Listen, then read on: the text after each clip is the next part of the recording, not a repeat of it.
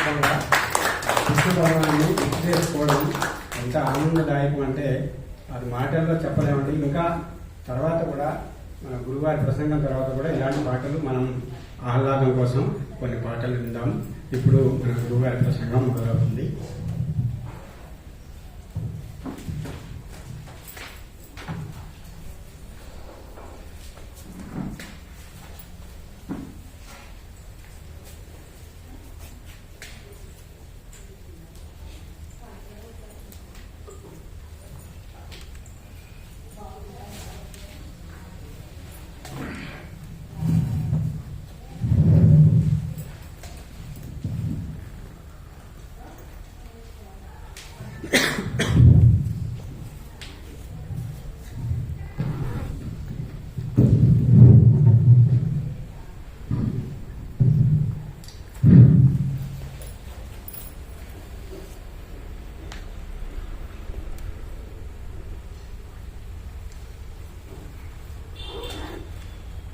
శ్రీ గురుభ్యో నమః.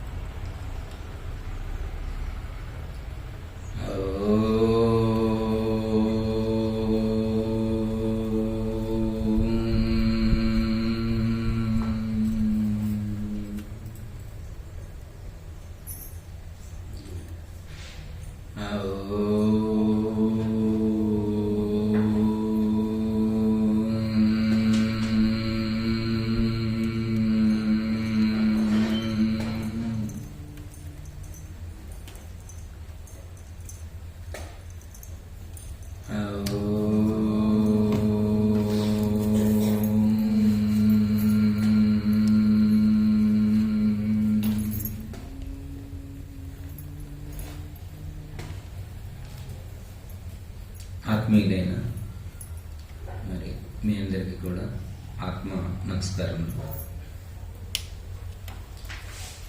పరిచయం.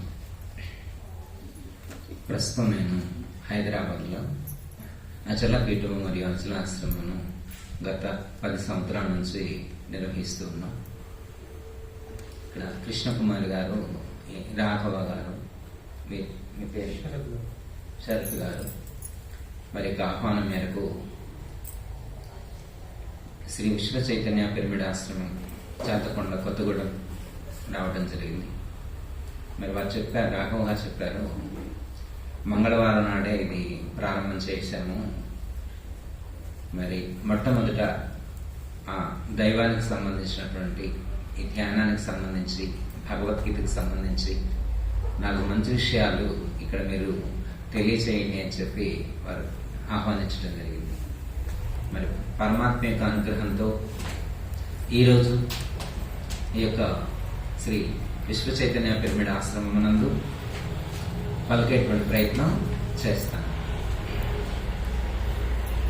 నాకు చెప్తారు, పలికెటిది భాగవతమట, పలికించటి వాడు రామభద్రుండట, నే పలికిన భవహనమగునట, పలికిన వేరుండుగాదా పలుకక నేల అని చెప్పి భాగవతంలో పోతనామాసులు వారు అంటారు.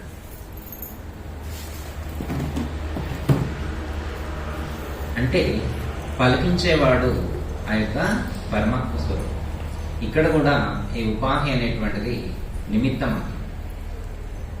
పలికించేటువంటి వాడు పరమాత్మ, అదే ఆ విశ్వ చైతన్యం. మీ అందరికీ తెలుసు, జ్ఞానానికి సంబంధించినటువంటి ఒక మెసేజ్ పాస్ కావాలి అంటే ఇక విశ్వగురు మండలి మీకు అవగాహన ఉంటుంది. దాన్ని పరమగురు మండలి అని కూడా అంటారు. అక్కడ మాస్టర్స్ ఈ లోకంలో ఉన్నటువంటి వాళ్లకు ఎవరికి ఏ జ్ఞానాన్ని కావాలో ఆ జ్ఞానాన్ని అందించేటువంటి ప్రయత్నం చేస్తారు. దానికోసం ఒక మాధ్యమం అనేటువంటిది ఏదో ఒకటి అవసరం ఉంటుంది. అలాంటి మాధ్యమమే ఈ పరికరం, ఈ ఉపాధి. మరి ఇక్కడ ఉన్నటువంటి ఎవరికి ఏ మెసేజ్ కావాలో ఆ మెసేజ్ ను ఆ యొక్క పరమగురు మండలి ఏదైతే ఉన్నదో ఆ పరమగురు మండలి అందిస్తుంది. అందుకు నేను నిమిత్తమా.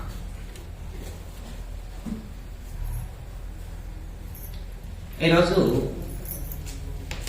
ఇక్కడ ఇది స్థాపించడానికి కారణభూతమైనటువంటి సుభాష్ పత్రి గారికి మొట్టమొదట మరి ఆత్మ ప్రణామాలు చేస్తూ, అలాగే ఈ యొక్క ధ్యానానికి జ్ఞానానికి మూలమైనటువంటి సనాతన ఋషులు ఎవరైతే ఉన్నారో వాళ్ళందరికీ కూడా నా యొక్క ఆత్మ ప్రణామాలు చేస్తూ 2 పలుకులు పలికే ప్రయత్నం చేస్తాను. మీకు ఏదైనా ఉపయోగపడితే అది మీరు నేను మన దైనందిన జీవన విధానంలో వినియోగించుకొని, అనుసంధానం చేసుకొని, వినియోగించుకొని ఆచరించేటువంటి ప్రయత్నం చేద్దాం.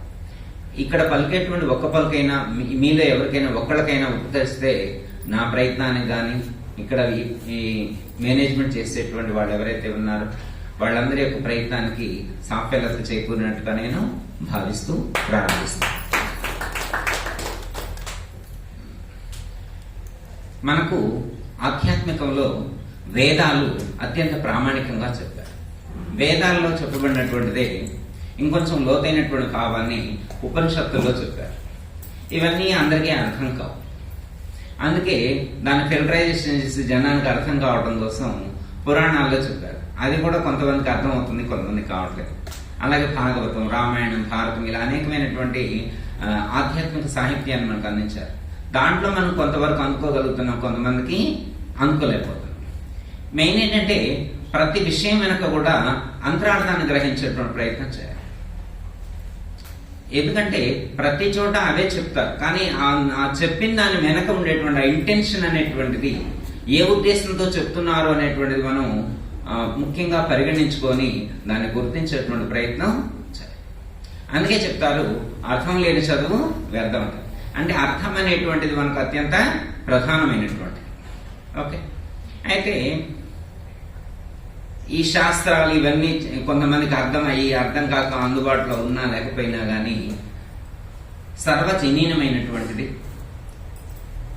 సర్వులకు కూడా ఆచరణయోగ్యమైనటువంటిది, సర్వ వేద ఉపనిషత్తుల లేక సమస్త వేద వాంగ్మయ సారాంశం మొత్తం కూడా మరి జగద్గురువైనటువంటి శ్రీకృష్ణ పరమాత్మ ఈ లోకానికి అర్జునుడిని నిమిత్తంగా చేసుకొని అందించడం అనేటువంటిది జరిగింది. భగవద్గీతలో 18 అధ్యాయాలు ఉంటాయి. ప్రతి అధ్యాయం పేరు కూడా చివరన యోగము అని ఉంటుంది. మీరు గమనించే ఉంటారు. భగవద్గీత చదివేటువంటి వాళ్ళందరికీ కూడా అది అర్థమవుతుంది. ఫస్ట్ అధ్యాయం పేరే అర్జున విషాద యోగం. మీరు ఎప్పుడు ఈ పదం విని ఉంటారు అన్నమాట. ఎక్కడైనా కానీ మీరు ఏదైనా స్టార్ట్ చేశారనుకోండి, శుభం అని రాస్తారు. విషాదం అనే పదం వాడరు. ఎవరైనా కానీ మీరు సపోజ్ ఏదైనా బిజినెస్ చేసేవాళ్ళు పూర్వకాలంలో అయితే వడ్లు కొలిచేప్పుడు లాభం అని ప్రారంభించేవాడు. 1 అని కూడా అనేవాడు కదా. లాభంతో లాభం, తర్వాత 2, తర్వాత 6, తర్వాత 7 అని అంటారు అనమాట. ఏమంటారు? 6ను 1 అనేవాడు. అంటే 7కు అనేటువంటి దాన్ని ఎవరు వాడరు అనమాట. కానీ భగవద్గీత స్టార్టింగే విషాదంతో ప్రారంభమైంది. అర్జునుడి యొక్క విషాదం అంటే అర్జునుడు ఏడిస్తే ఒక యోగం అయింది. అలా అవుతా అంటే లోకంలో ఉండేటువంటి వాళ్ళందరూ ఏడుస్తూ ఉన్నారు, కానీ అది యోగం కాలేదు. అర్జునుడు ఏడిస్తేనే యోగమైంది. అంటే అర్జునుడి యొక్క ఆ యొక్క బాధ వెనక ఒక మెసేజ్, ఒక ఇంటెన్షన్, ఏదో ఒక బలమైనటువంటిది. ఈ లోకంలో ఉండేటువంటి వాళ్ళందరూ కూడా లేనిది కావాలని ఏడుస్తారు. ఈ ప్రపంచంలో వాళ్ళందరూ లేనిది కావాలని ఏడుస్తూ ఉంటారు. కానీ అర్జునుడు అలా లేని దాని కోసం ఏడవల. నకాంక్షే విజయం కృష్ణ నతరాజం సుఖాన్ని చ కిం నో రాజ్యేన గోవింద కిం భోగే జీవితేన వాహన. నాకు రాజ్యము వద్దు, రాజ్య సుఖాలు వద్దు, భోగాలు వద్దు, ఎలాంటి కీర్తి ప్రతిష్టలు కూడా నాకు అవసరం లేదు. ఇవి వద్దని ఏడ్చారు. ఎవరైనా ఒక మినిస్ట్రీ ఇస్తా అంటే వద్దనే వాళ్ళు ఉంటారా చెప్పండి? ఒక 100 ఎకరాల పొలం ఇస్తా అంటే వద్దనే వాళ్ళు ఉంటారా చెప్పండి? ఒక 100 కేజీలు బంగారం ఇస్తా అంటే వద్దనే వాళ్ళు ఉంటారా? అంటే ఎంటర్టైన్మెంట్ కానీ, సుఖాలు కానీ, లగ్జరీ కానీ నాకు ఇవేమీ అవసరం లేదని చెప్పి అర్జునుడు ఫెయిల్ అయ్యాడు.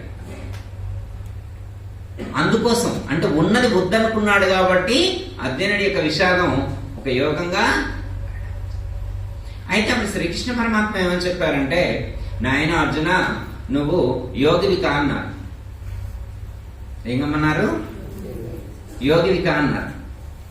మరి అయితే పాయ్ యోగి కావడం పెద్ద కష్టమా?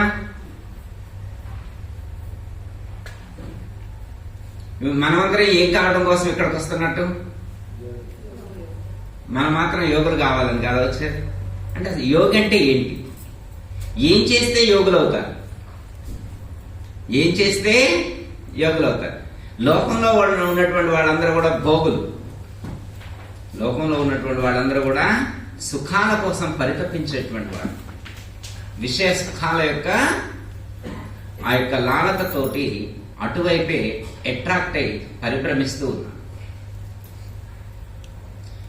ఇక్కడ యోగి కావాలి అంటే ఏం చేస్తే యోగి అవుతారు?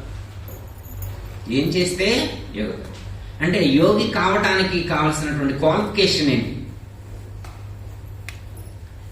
సపోజ్ ఉదాహరణకి ఎవరైనా మీరు డాన్స్ మాస్టర్ కాండి అన్నారనుకోండి, అవుతారా? మీరు ఒక మంచి సింగర్ కాండి అన్నారనుకోండి, అవుతారా? మీరున్నారు ఇప్పుడు మంచిగా ఫ్లూట్ వాయించారు, మీరు కూడా వాయించండి అని అన్నారనుకోండి, నేను అవ్వగలుగుతానా? అంటే ఏదైనా కావాలంటే ఒక సింగర్ కావాలన్నా, ఒక డాన్సర్ కావాలన్నా, ఒక మ్యూజిషియన్ కావాలన్నా, ఏదైనా కావాలంటే దానికి సంబంధించినటువంటి నాలెడ్జ్ ఉండాలి. అలాగే ఒక యోగి కావాలంటే ఆ యోగానికి సంబంధించినటువంటి నాలెడ్జ్ ఎవరికైతే ఉంటుందో వాళ్ళు యోగులు అవుతారు. ఓకే, మరి యోగానికి సంబంధించిన నాలెడ్జ్ ఎవరికి లేదు? ఒకప్పుడు అంటే చాలా కష్టపడాలి. ఇప్పుడు మన దగ్గర ఫోన్ ఉంటే చాలు, నెట్ బ్యాలెన్స్ ఉంటే చాలు, గూగుల్లో యోగా అని కొడితే చాలు కొన్ని వేల వీడియోలు కనిపిస్తాయి మీకు. సోషల్ మీడియాలో యోగి అని కొడితే చాలు, యోగా అని కొడితే చాలు, ఎన్ని వీడియోలు వస్తాయి. మరి అన్ని వీడియోలు యూట్యూబ్లో ఉన్నప్పుడు లేదా గూగుల్ దాంట్లో ఉన్నప్పుడు మరి ఎందుకు యోగులు కాలేకపోతున్నారు అందరూ?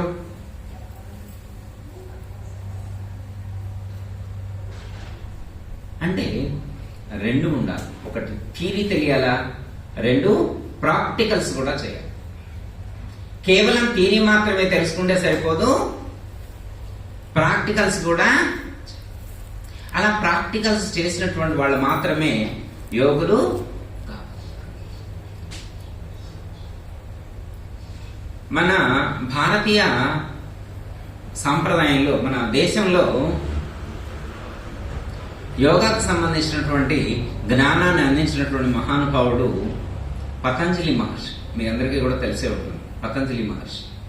పతంజలి మహర్షి ఈ యోగాకు సంబంధించినటువంటి దానికి 8 పార్ట్స్ చెప్పాడు. యోగా అంటే one of the part not, అంటే ఒక పార్ట్ మాత్రమే కాదు, 8 పార్ట్స్ కలిపితే యోగా. 8 భాగాలు కలిస్తే యోగా. మీ అందరికీ కూడా తెలిసే ఉంటుంది, అయినా మళ్ళీ ఒకసారి గుర్తు చేస్తాను. యమము, నియమము, ఆసనము, ప్రాణాయామము, ప్రత్యాహారము, ధారణ, ధ్యానము, సమాధి. అయితే మరి ఇవన్నీ మనకు తెలుసుకోవాల్సిన అవసరం ఉందా లేదా అనేటువంటిది మనం ప్రయత్నం చేస్తూ ఉంటే మనకు అర్థమవుతుంది.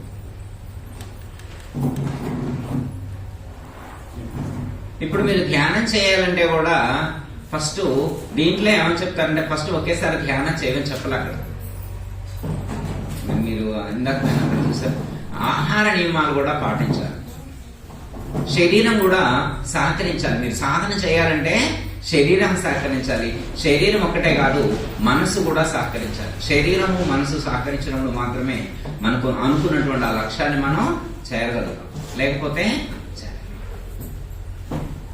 యమము అంటే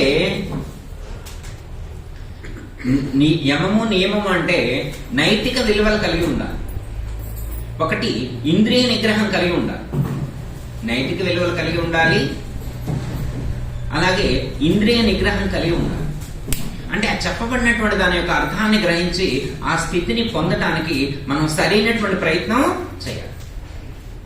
అలా చేసినప్పుడు మాత్రమే మనం ఆ లక్ష్యాన్ని చేరుకోగలం. చాలా మందికి ఎందుకు చేస్తున్నారో కూడా తెలియదు, ఎందుకు చేస్తున్నారో కూడా తెలియదు. కొంతమంది పూర్తి అవగాహనతో చేస్తూ ఉంటారు. ఇప్పుడు సపోజ్ ఉదాహరణకి ఇక్కడ మరి ధ్యాన మందిరం స్థాపించారు, ధ్యానాశ్రమాన్ని స్థాపించారు. మీరు ధ్యానం చేస్తే చాలా మంచిదని మీ పక్క వాళ్ళకి చెప్పారనుకో, ధ్యానం చేస్తే మంచిదని వచ్చేవాళ్ళు చాలా మంది ఉంటారు. ఇక్కడికి వచ్చి ధ్యానం చేస్తే చాలా మంచిదని చెప్పి వచ్చేటువంటి వాళ్ళు ఉంటారు. కానీ ధ్యానం చేస్తే ఎలాంటి ప్రయోజనం ఉంటుందో తెలిసిన వాళ్ళు తక్కువ మంది ఉంటారు. ఏదో మంచి జరిగిద్దంట అని ఒక నమ్మకంతో వచ్చేవాళ్ళు చాలా మంది ఉంటారు. కానీ దానికి సంబంధించినటువంటి సమగ్ర జ్ఞానం కలిగి ఉన్నటువంటి వాళ్ళు తక్కువ మంది ఉంటారు. ధ్యానం అంటే ఏంటి, ఏం చేయాలి, ధ్యానం చేస్తే ఎలాంటి ప్రయోజనాలు కలుగుతాయి, దాని మీద కూడా రాసుంటే చూసేయిందాక అనమాట, ఎలాంటి ప్రయోజనాలు కలుగుతాయి అనేటువంటిది కూడా వాళ్ళకి పూర్తి అవగాహన. ఎందుకంటే వాళ్ళు ప్రాక్టికల్స్ చేసి ఆ అనుభూతి చెందారు, ఆ ఫలితాలను వాళ్ళు పొందారు. కాబట్టి వాళ్ళు ఖచ్చితంగా చెప్తారు, మీరు మెడిటేషన్ చేస్తే మీకు ఇది ఫలించింది అని చెప్పగలుగుతారు.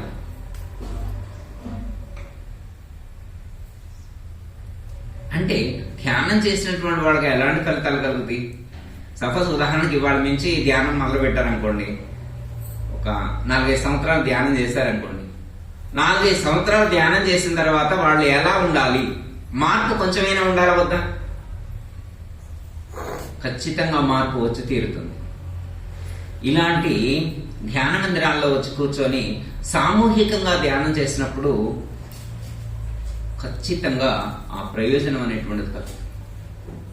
ఫస్ట్ బాడీలో మార్పు వస్తుంది, శరీరంలో మార్పు వస్తుంది, ఆరోగ్యం మెరుగవుతుంది, మనసులో మార్పు వస్తుంది, ఇంద్రియ నిగ్రహం పెరుగుతుంది, కోపం తగ్గుతుంది, కోరికలు తగ్గుతుంది, ప్రశాంతత పెరుగుతుంది, ఆనందంగా జీవించగలుగుతారు.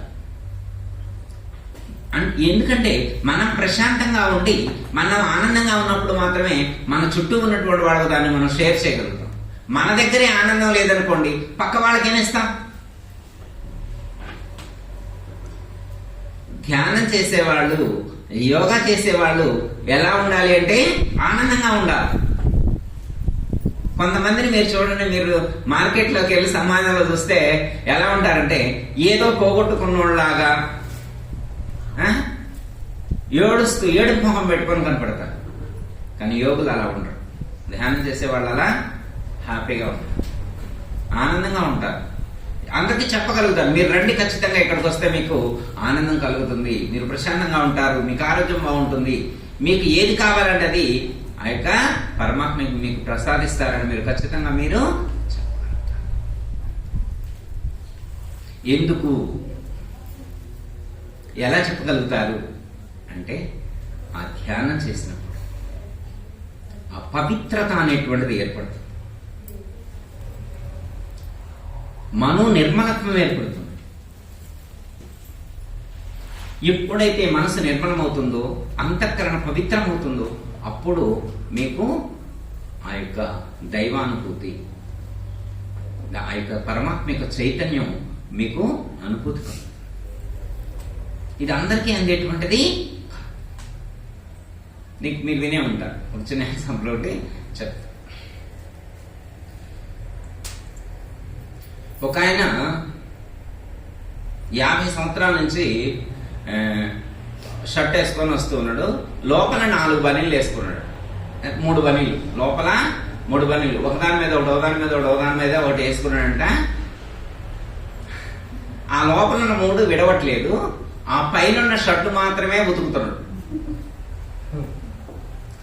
ఆ లోపల ఉన్న బనీలేవి విప్పట్లేదు, వాటికి సంబంధించినటువంటి ఉతకడం కానీ క్లీన్ చేయడం కానీ ఏం లేదు.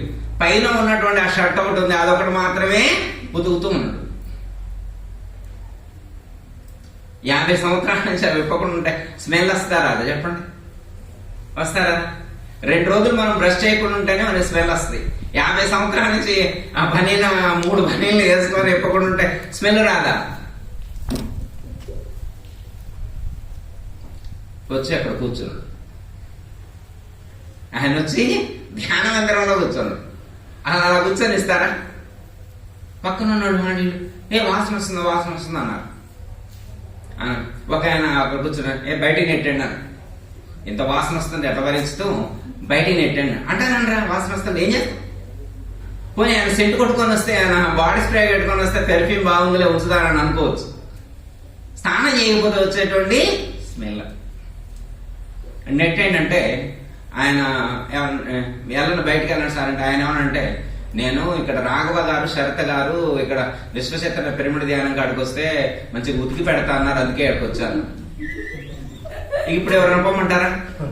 మరి దండస్నానం అయితే పొమ్మంటాం, మనమైతే పొమ్మంటాం. కానీ ఆయన వాడిన పదాలు ఎట్లున్నాయంటే, దీన్ని ఆర్గనైజ్ చేసేటువంటి మేనేజ్మెంట్ చేసేటువంటి మరి శరత్ గారు కానీ మరి రాఘవ్ గారు రమ్మంటే మరి వారు ఉతికి పెడతా అన్నారు. మరి అది వాడు ఉతకడం ఏంటి? ఈ బనీలు ఆయన వేసుకున్న బనీలు వీళ్ళకి అర్థం కాదు.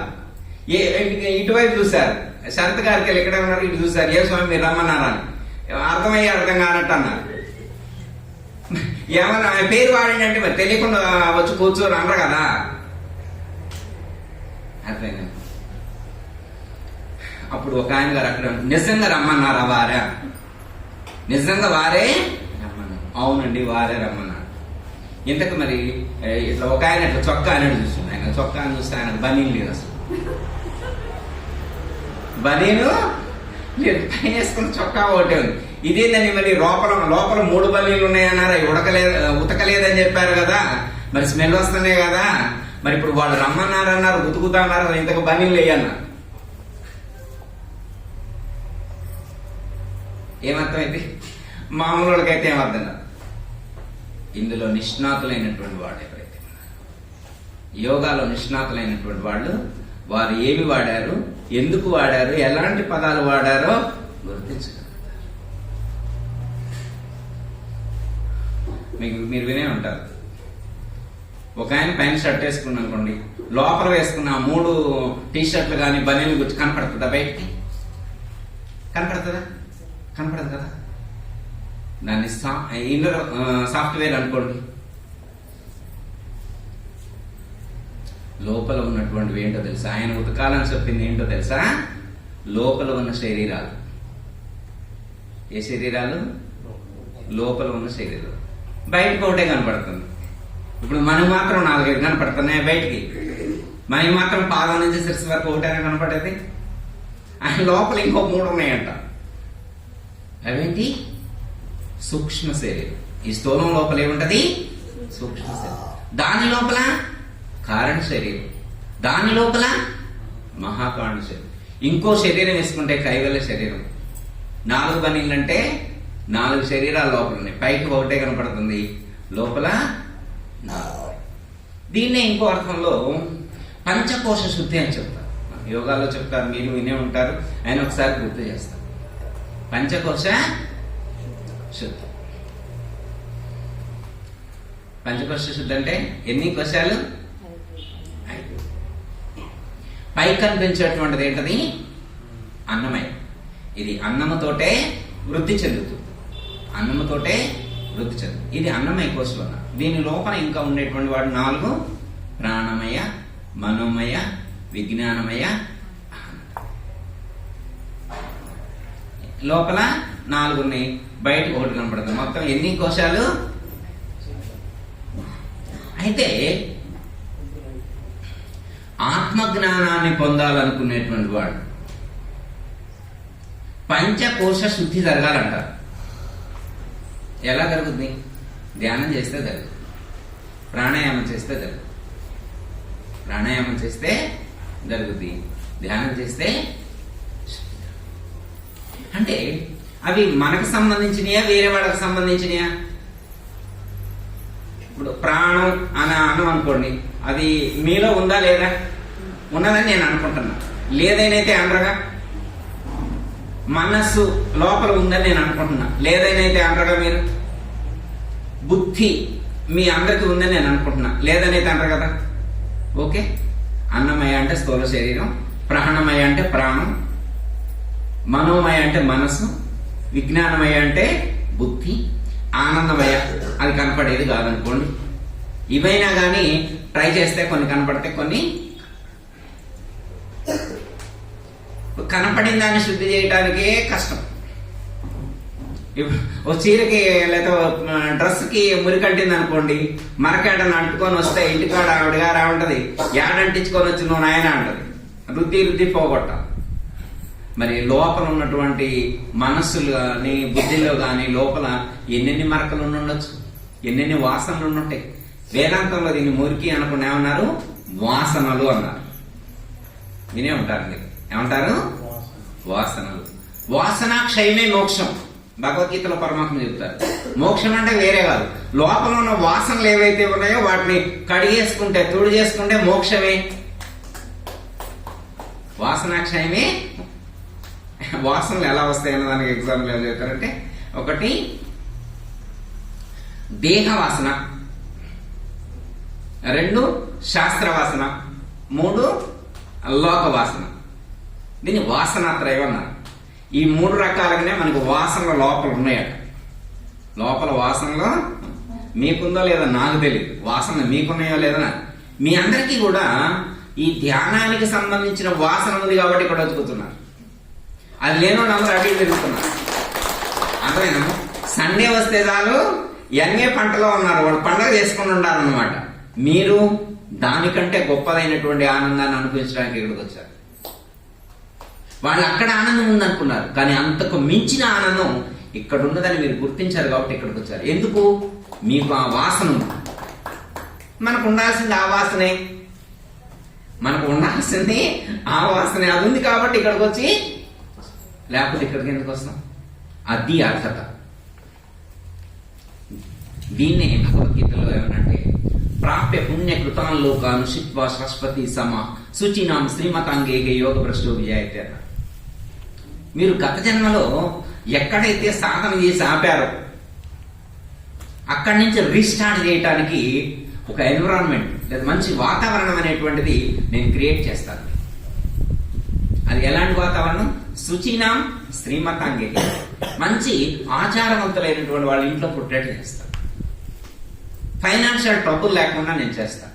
మీరు సాధన చేసుకోండి, నేను మంచి అవకాశం కల్పిస్తానని చెప్పి మనల్ని పరమాత్మ ఇలాంటి ఎన్విరాన్మెంట్ లో మంచి వాతావరణంలో జన్మించేట్టు చేసి ఇలాంటి సాధు సత్పురుషులతో లేదా యోగులతో మనను అనుసంధానింపు చేసి ఇక్కడికి తీసుకొచ్చారు. మనకు తెలియకుండా ఇవన్నీ జరిగిపోతుంది.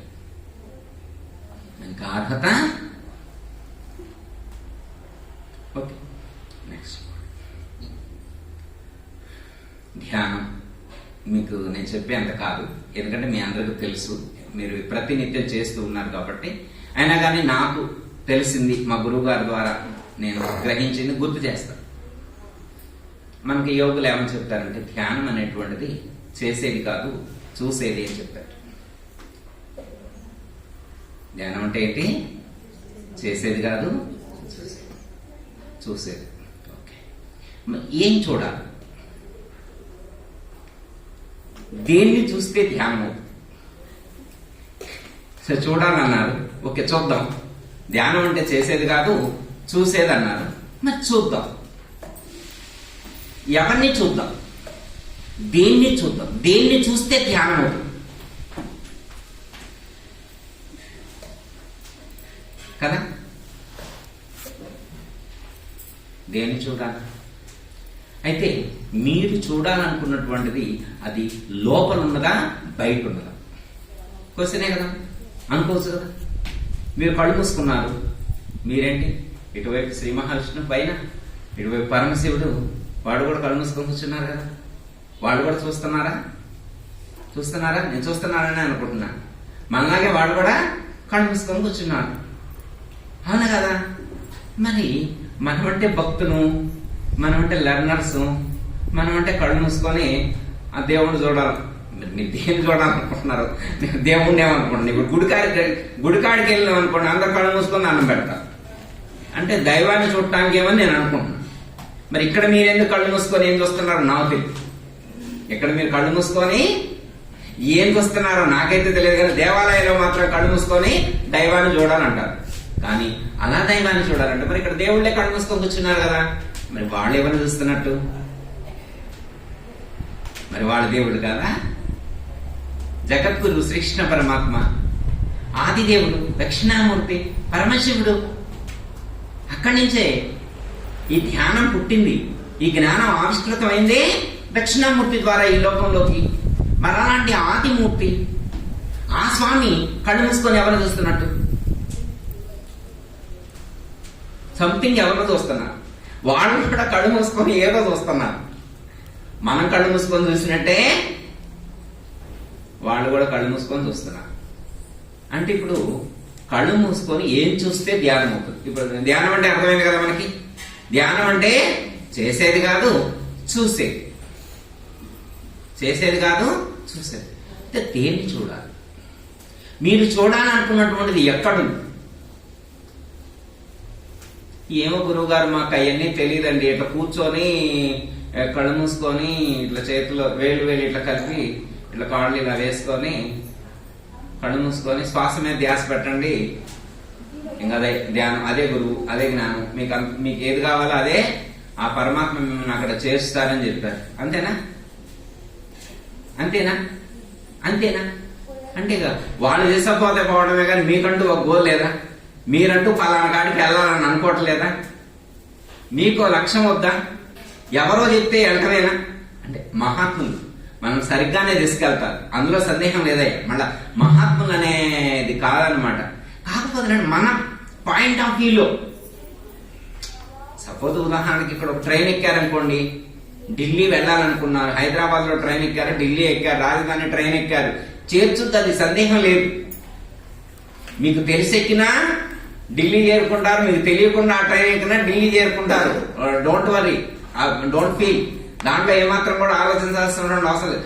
తెలిసెక్కినా తెలియకుండా ఎక్కినా ఢిల్లీ అయితే చేరుకున్నాం. కాకపోతే కొంతమంది తెలుసుకొని రిజర్వేషన్ చేసుకొని ఎక్కుతున్నారు, కొంతమంది తెలుసుకోకుండా వితౌట్ రిజర్వేషన్ ఎక్కెళ్తున్నారు ఢిల్లీ. ఓకే, ఎట్లయినా వెళ్ళొచ్చు,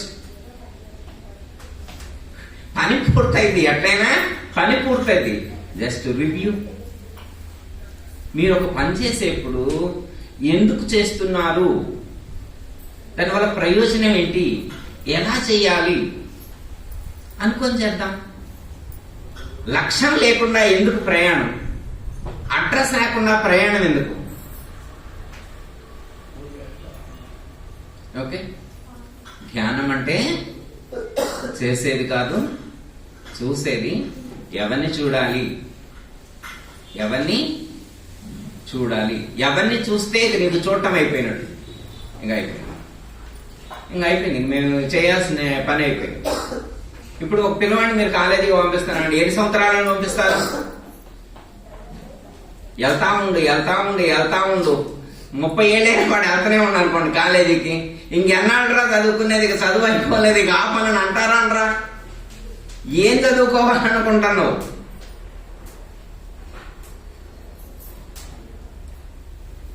ఎడ్యుకేషన్ అంటే ఫీల్డ్ లో ఉన్నటువంటి వాడు ఏం చదువుకోవాలో ఒక అవగాహనతో చదువుకుంటాడు. మనం ఒక పని చేసేప్పుడు ఏం అవ్వాలనుకుంటున్నామో తెలుసుకొని అక్కడికి చేరుకోవటం మన ధర్మం. మనకు తెలియనప్పుడు వాటికి అన్నిటికి సంబంధించినటువంటి నాలెడ్జ్ మనకు లేనప్పుడు మాస్టర్స్ ఉన్నారు. మనం నడిపించడానికి ఎవరున్నారు? వాడిని చూసుకుంటాం. మనకు తెలిస్తే మనం మాస్టర్ అవుతాం, తెలియకపోతే వేరే ఆయన మాస్టర్ అవుతాడు. తెలిసిన వాళ్ళని మాస్టర్స్ అంటారు, తెలుగులో గురువుస్ అంటారు, గురువులు అంటారు. అయితే వాళ్ళు ఏం తెలుసుకున్నారు? ఆ మాస్టర్స్ ఏం తెలుసుకున్నారు?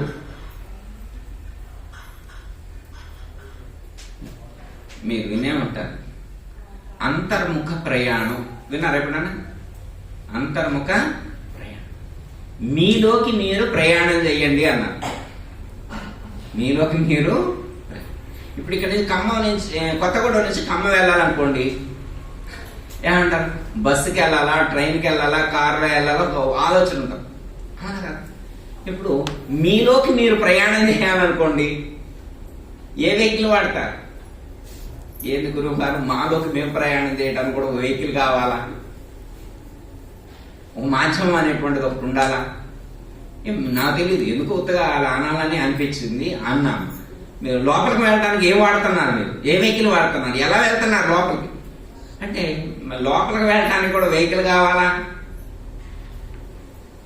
లోపలికి వెళ్ళటానికి కూడా వాహనం కావాలా? ఎస్. దాన్ని ప్రాణము. లోపలికి బయటికి తిరిగి దాని పేరేంటది? నిరంతరం తిరుగుతుంది. అది నిరంతరం ఏం తిరుగుతుంది? లోపలికి బయటికి ప్రాణం. అదే ఉచ్ఛ్వాస. ఎవరైనా కానీ మీకు ఇష్టం లేదని చెప్పి ఒక వారం రోజులు గాలి పీల్చకుండా ఉన్నవాళ్ళు ఎంతమంది ఉంటారంటారు ఇక్కడ? ఏమో గురువు గారు మాకు అస్సలు నచ్చట్లేదండి. ఏం పీల్చడం పొద్దాకలా ఇన్నేళ్ళు అయింది పుట్టిన పీల్చి పీల్చి చికాకు కొడుతుంది, గలువు చేస్తే మరీ ఇబ్బంది ఉంది, నేను పీల్చనండి ఒక వారం రోజులు అని చెప్పి ఆగినారా?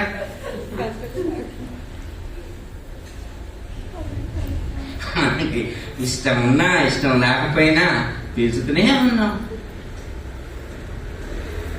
పత్రిజీ గారు అది పట్టుకున్నారు.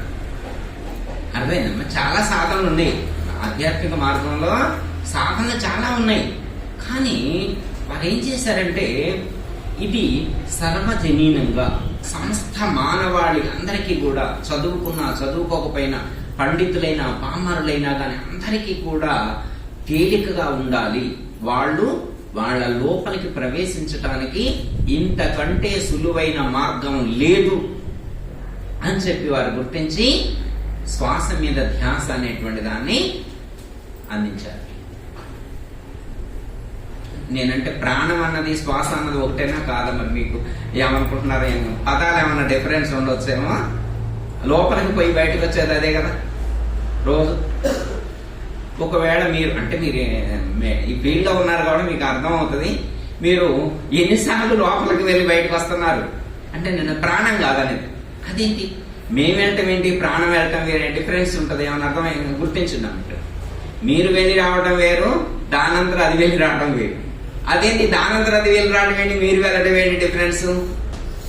దాన్ని పట్టుకొని వెళితే మీరు వెళ్తారు, మీతో సంబంధం లేకుండా అది వెళ్ళి వస్తూ ఉంటే అది ఎన్నిసార్లు వెళ్ళిందో తెలియదు, ఎన్నిసార్లు వచ్చిందో మీకు తెలియదు. ఒక ఆరోగ్యవంతుడి యొక్క శ్వాస ప్రమాణాన్ని ఎలా నిర్ణయించారు అంటే నిమిషానికి 15 సార్లు ఉచ్ఛ్వాస నిశ్వాస జరుగుతుంది. 15 సార్లు గాలి పీల్చుకుంటారు, 15 సార్లు విడిచిపెడతారు నిమిషానికి. గంటకి 15 అంతే. 15 × 60 900 అంతేగా. 900 × 24 కొట్టండి, 21,600 సార్లు. మీరు లోపలికి బయటికి ఎన్నిసార్లు తిరిగి వస్తున్నారు రోజుకి? రోజుకి మీరు 21,600 సార్లు లోపలికి వెళ్తున్నారు, బయటకు వస్తున్నారు. అదే చెప్పారు పత్రిజీ గారు. శ్వాసను పట్టుకోండి. ఏమండి గురువు గారు మీరు భగవద్గీత పట్టుకునే మంచిదన్నారా? నేను భగవద్గీత పట్టుకున్నా, ఇప్పుడేంటి మరి గురువు గారు శ్వాస పట్టుకోమన్నారేంటి అన్నారు.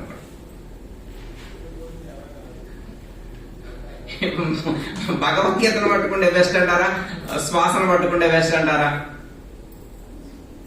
భగవద్గీతను పట్టుకున్నా గానీ అందులో పరమాత్మ అదే చెబుతారు, శ్వాసను పట్టుకోమని చెబుతారు. భగవద్గీతలో కూడా అదే చెప్తారు. భగవద్గీతలో ఇంకో మాట చెప్పారు, మీరు వినే ఉంటారు, లేదా తర్వాత మీరు భగవద్గీత చూడండి మీకు అర్థమవుతుంది. శ్వాసను పట్టుకునే దానికి ఏమని చెప్పారంటే ప్రయాణకాలే మనసాచలేన భృగోర్మధ్యే ప్రాణమావేశ సమ్యక్.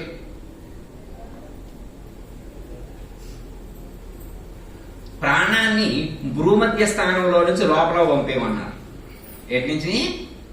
భ్రూమధ్య స్థానం. భ్రూలు అంటే కనుబొమ్మలు, భ్రూలు అంటే కనుబొమ్మలు, కనుబొమ్మల మధ్యలో నుంచి లోపలగా పంపేమన్నారు భగవద్గీతలో శ్రీకృష్ణ పరమాత్మ. ఎప్పుడు ఇది చేయాలా అంటే ప్రయాణకాలే. అమ్మయ్య ఒకటి అర్థమైంది.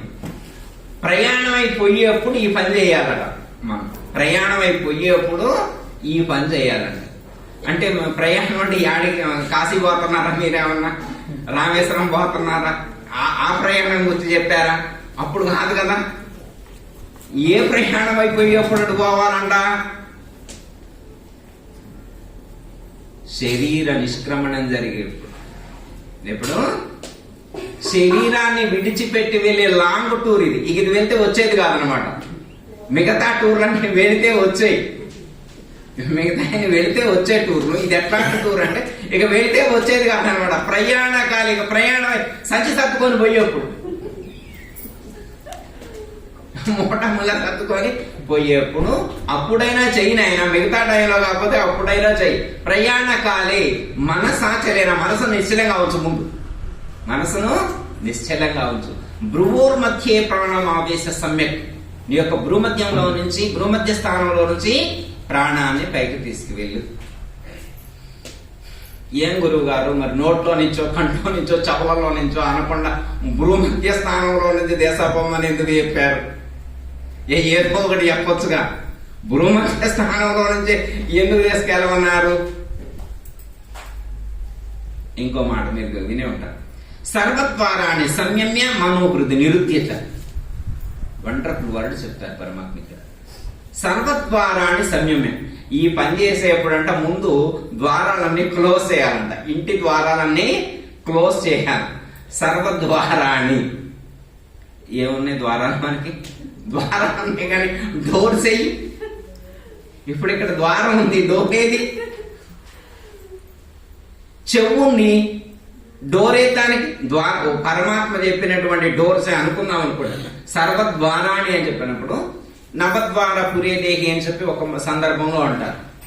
ఓకే, సర్వద్వారాణి సంయమ్య మనోహృది నిరుద్యచ అంటే మనస్సును బయటికి వెళ్లకుండా, బయట విషయాలు లోపలికి రాకుండా, లోపల విషయాలు బయటికి పోకుండా ముందు డోర్స్ క్లోజ్ చేయండి. మనసును నిశ్చలంగా ఉంచండి. అప్పుడు భ్రూమధ్య స్థానంలో నుంచి ప్రాణాన్ని పైకి తీసుకెళ్ళాలి. మూర్ధ్యాధాయాత్మన ప్రాణమాస్థితో యోగ కారణం. యోగ సాధన ద్వారా మీ యొక్క ప్రాణాన్ని తీసుకువెళ్ళి భ్రూమధ్య మూర్ధ్య స్థానం అంటే సహస్రార చక్రంలో ధారణ చేయండి యోగ సాధన ద్వారా. ఇది ఎస్ఎస్. ఎప్పుడు? Last minute. ఒక ఆయన క్రికెట్ టోర్నమెంట్స్ జరుగుతుంటే ఈయన కూడా టీం ఇచ్చిండనమాట క్రికెట్ ఆడటానికి. ఈయన కూడా లిస్ట్ లో రాశారనమాట. రేపు వీళ్ళ పెర్ఫార్మెన్స్ ఉందన్నమాట. రేపేండి మీ పెర్ఫార్మెన్స్ మీరు రావాలంటే అప్పుడు బ్యాట్ పట్టుకొని వాళ్ళందరినీ తీసుకొని వస్తున్నాం నేర్చుకున్నామని. ఇప్పుడు ఈయన కొత్తగా వాటికి వాళ్ళు నేర్చుకొని రేపు ఆడి గెలుస్తారమ్మా? గెలవడు కదా. గెలవాలంటే ఏం చేయాలి? ముందు నుంచే ప్రాక్టీస్ చేయాలి. అప్పటికప్పుడు కుదిరేది కాదు ఇది. అప్పటికప్పుడు కుదిరేది కాదు. అందుకే పరమాత్మ ప్రయాణకాలే ఇది చెప్పినాడు. ప్రయాణ కాలంలో అంటే అప్పటికప్పుడు కుదరదు కాబట్టి ముందు నుంచే రోజు ప్రాక్టీస్ చేయమని ఈ శరత్ గారు, రాఘవ్ గారు, మిగతా వాళ్ళందరూ ఇక్కడ రమ్మన్నారు. అవునా? అప్పటికప్పుడు కుదరదు కదా. అందుకే రోజు కొంచెం ప్రాక్టీస్ చేసుకోండి. మీకు అలవాటైతే ఏముందమ్మా తేలికైతే. అప్పటికప్పుడు కుదిరేది కాదుగా.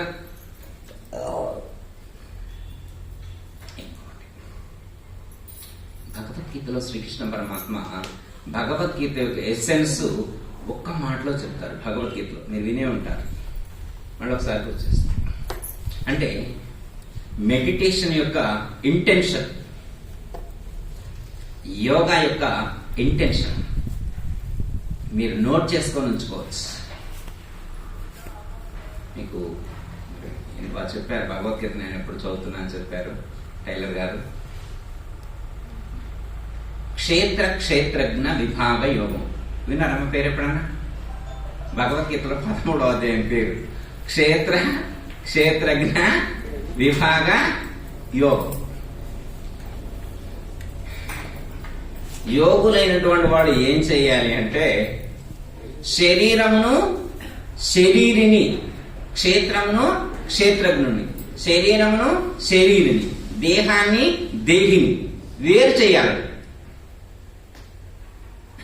ఇది అయ్యప్ప నిన్న మంది ఇదేమన్నా సపోజ్ కేరళ దోసకాయ అయింది అనుకోండి, వేరు చేయండి అంటే ఎక్కడ టక్కుని కొట్టేస్తాం, 2 ముక్కలు అయిపోయి. అవునా కదా? శరీరము శరీరం రెండింటినంటే వేరు చేయాలి. అయ్యప్పనేది క్షేత్రము క్షేత్రజ్ఞుడిని వేరు చేయాలంట. ఇప్పుడు ఎంతకు ఆయన ఎక్కడ ఉన్నాడు క్షేత్రజ్ఞుడు. ఆయన ఏ ఊళ్ళో ఉన్నాడు అమ్మాయి ఇప్పుడు తీసుకొని పట్టుకొని బయటికి దిగాలి. ఆయన లోపల ఏమైనా ఉన్నాడా? లోపల ఉండి కళ్ళ ద్వారా బయటికి ఏమైనా చూస్తుందా? లోపల ఉండి చెవుల ద్వారా ఏమైనా వింటుందా? లోపల ఉండి నాలుక ద్వారా రుచులు ఏమైనా ఎరుగుతుందా? ఆయన లోపలేమి లేడు కదా.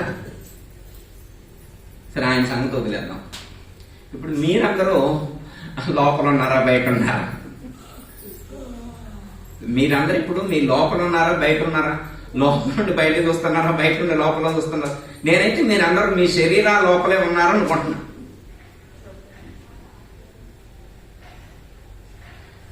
ఇందాక ఒకరిని ఎక్కడి నుంచి వచ్చారు అయ్యా, మీరు ఎక్కడి నుంచి వచ్చారు అని అడిగితే సుజాత నగర్ నుంచి వచ్చారు. సుజాత నగర్ నుంచి ఎక్కడున్నానంటే ఇక్కడే ఉన్నాను, ధ్యానమందిరంలోనే ఉన్నాను. ఇక్కడే కూర్చోబెట్టారు. అంటే నేను అడిగింది ఆయన గురించి. ఇప్పుడు ఆయన చెప్పింది ఆయన శరీరం ఎలా క్యారీ అయిందో అది చెప్తున్నాడు. నాకు ఆయన శరీరం కూర్చొని నేను అడిగింది, ఆయన శరీరం ఎలా క్యారీ అయితే నాకు ఎందుకంటే అది సుజాత నగర్ నుంచి వచ్చేది, భద్రాచలం నుంచి వస్తే నాకేంటి, పాలవంత నుంచి వస్తే నాకేంటి, ఇల్లెందు నుంచి వస్తే నాకేంటి? శరీరం యాడ్ నుంచి అయినా రావచ్చు, శరీరం నుంచి కాదు కానీ శరీరంలోకి యాడ్ నుంచి వచ్చిండు ఆయన. ఎక్కడి నుంచి శరీరంలోకి వచ్చిండు అది నేను అడిగింది. ఎక్కడి నుంచి వచ్చి ఈ శరీరంలో ఉంటుండు? ఆయనకి ఏం పని? ఇందులో ఉండాల్సిన అవసరం ఆయన ఏంటి? నేనున్నా అంటాడు. నాకు 100 ఎకరాలు ఉందంట ఈ శరీరంలో ఉండి. మరి శరీరం పోయి ఇంకేమంటాడు? 3 అడుగులు నేల, 6 అడుగులు నేల.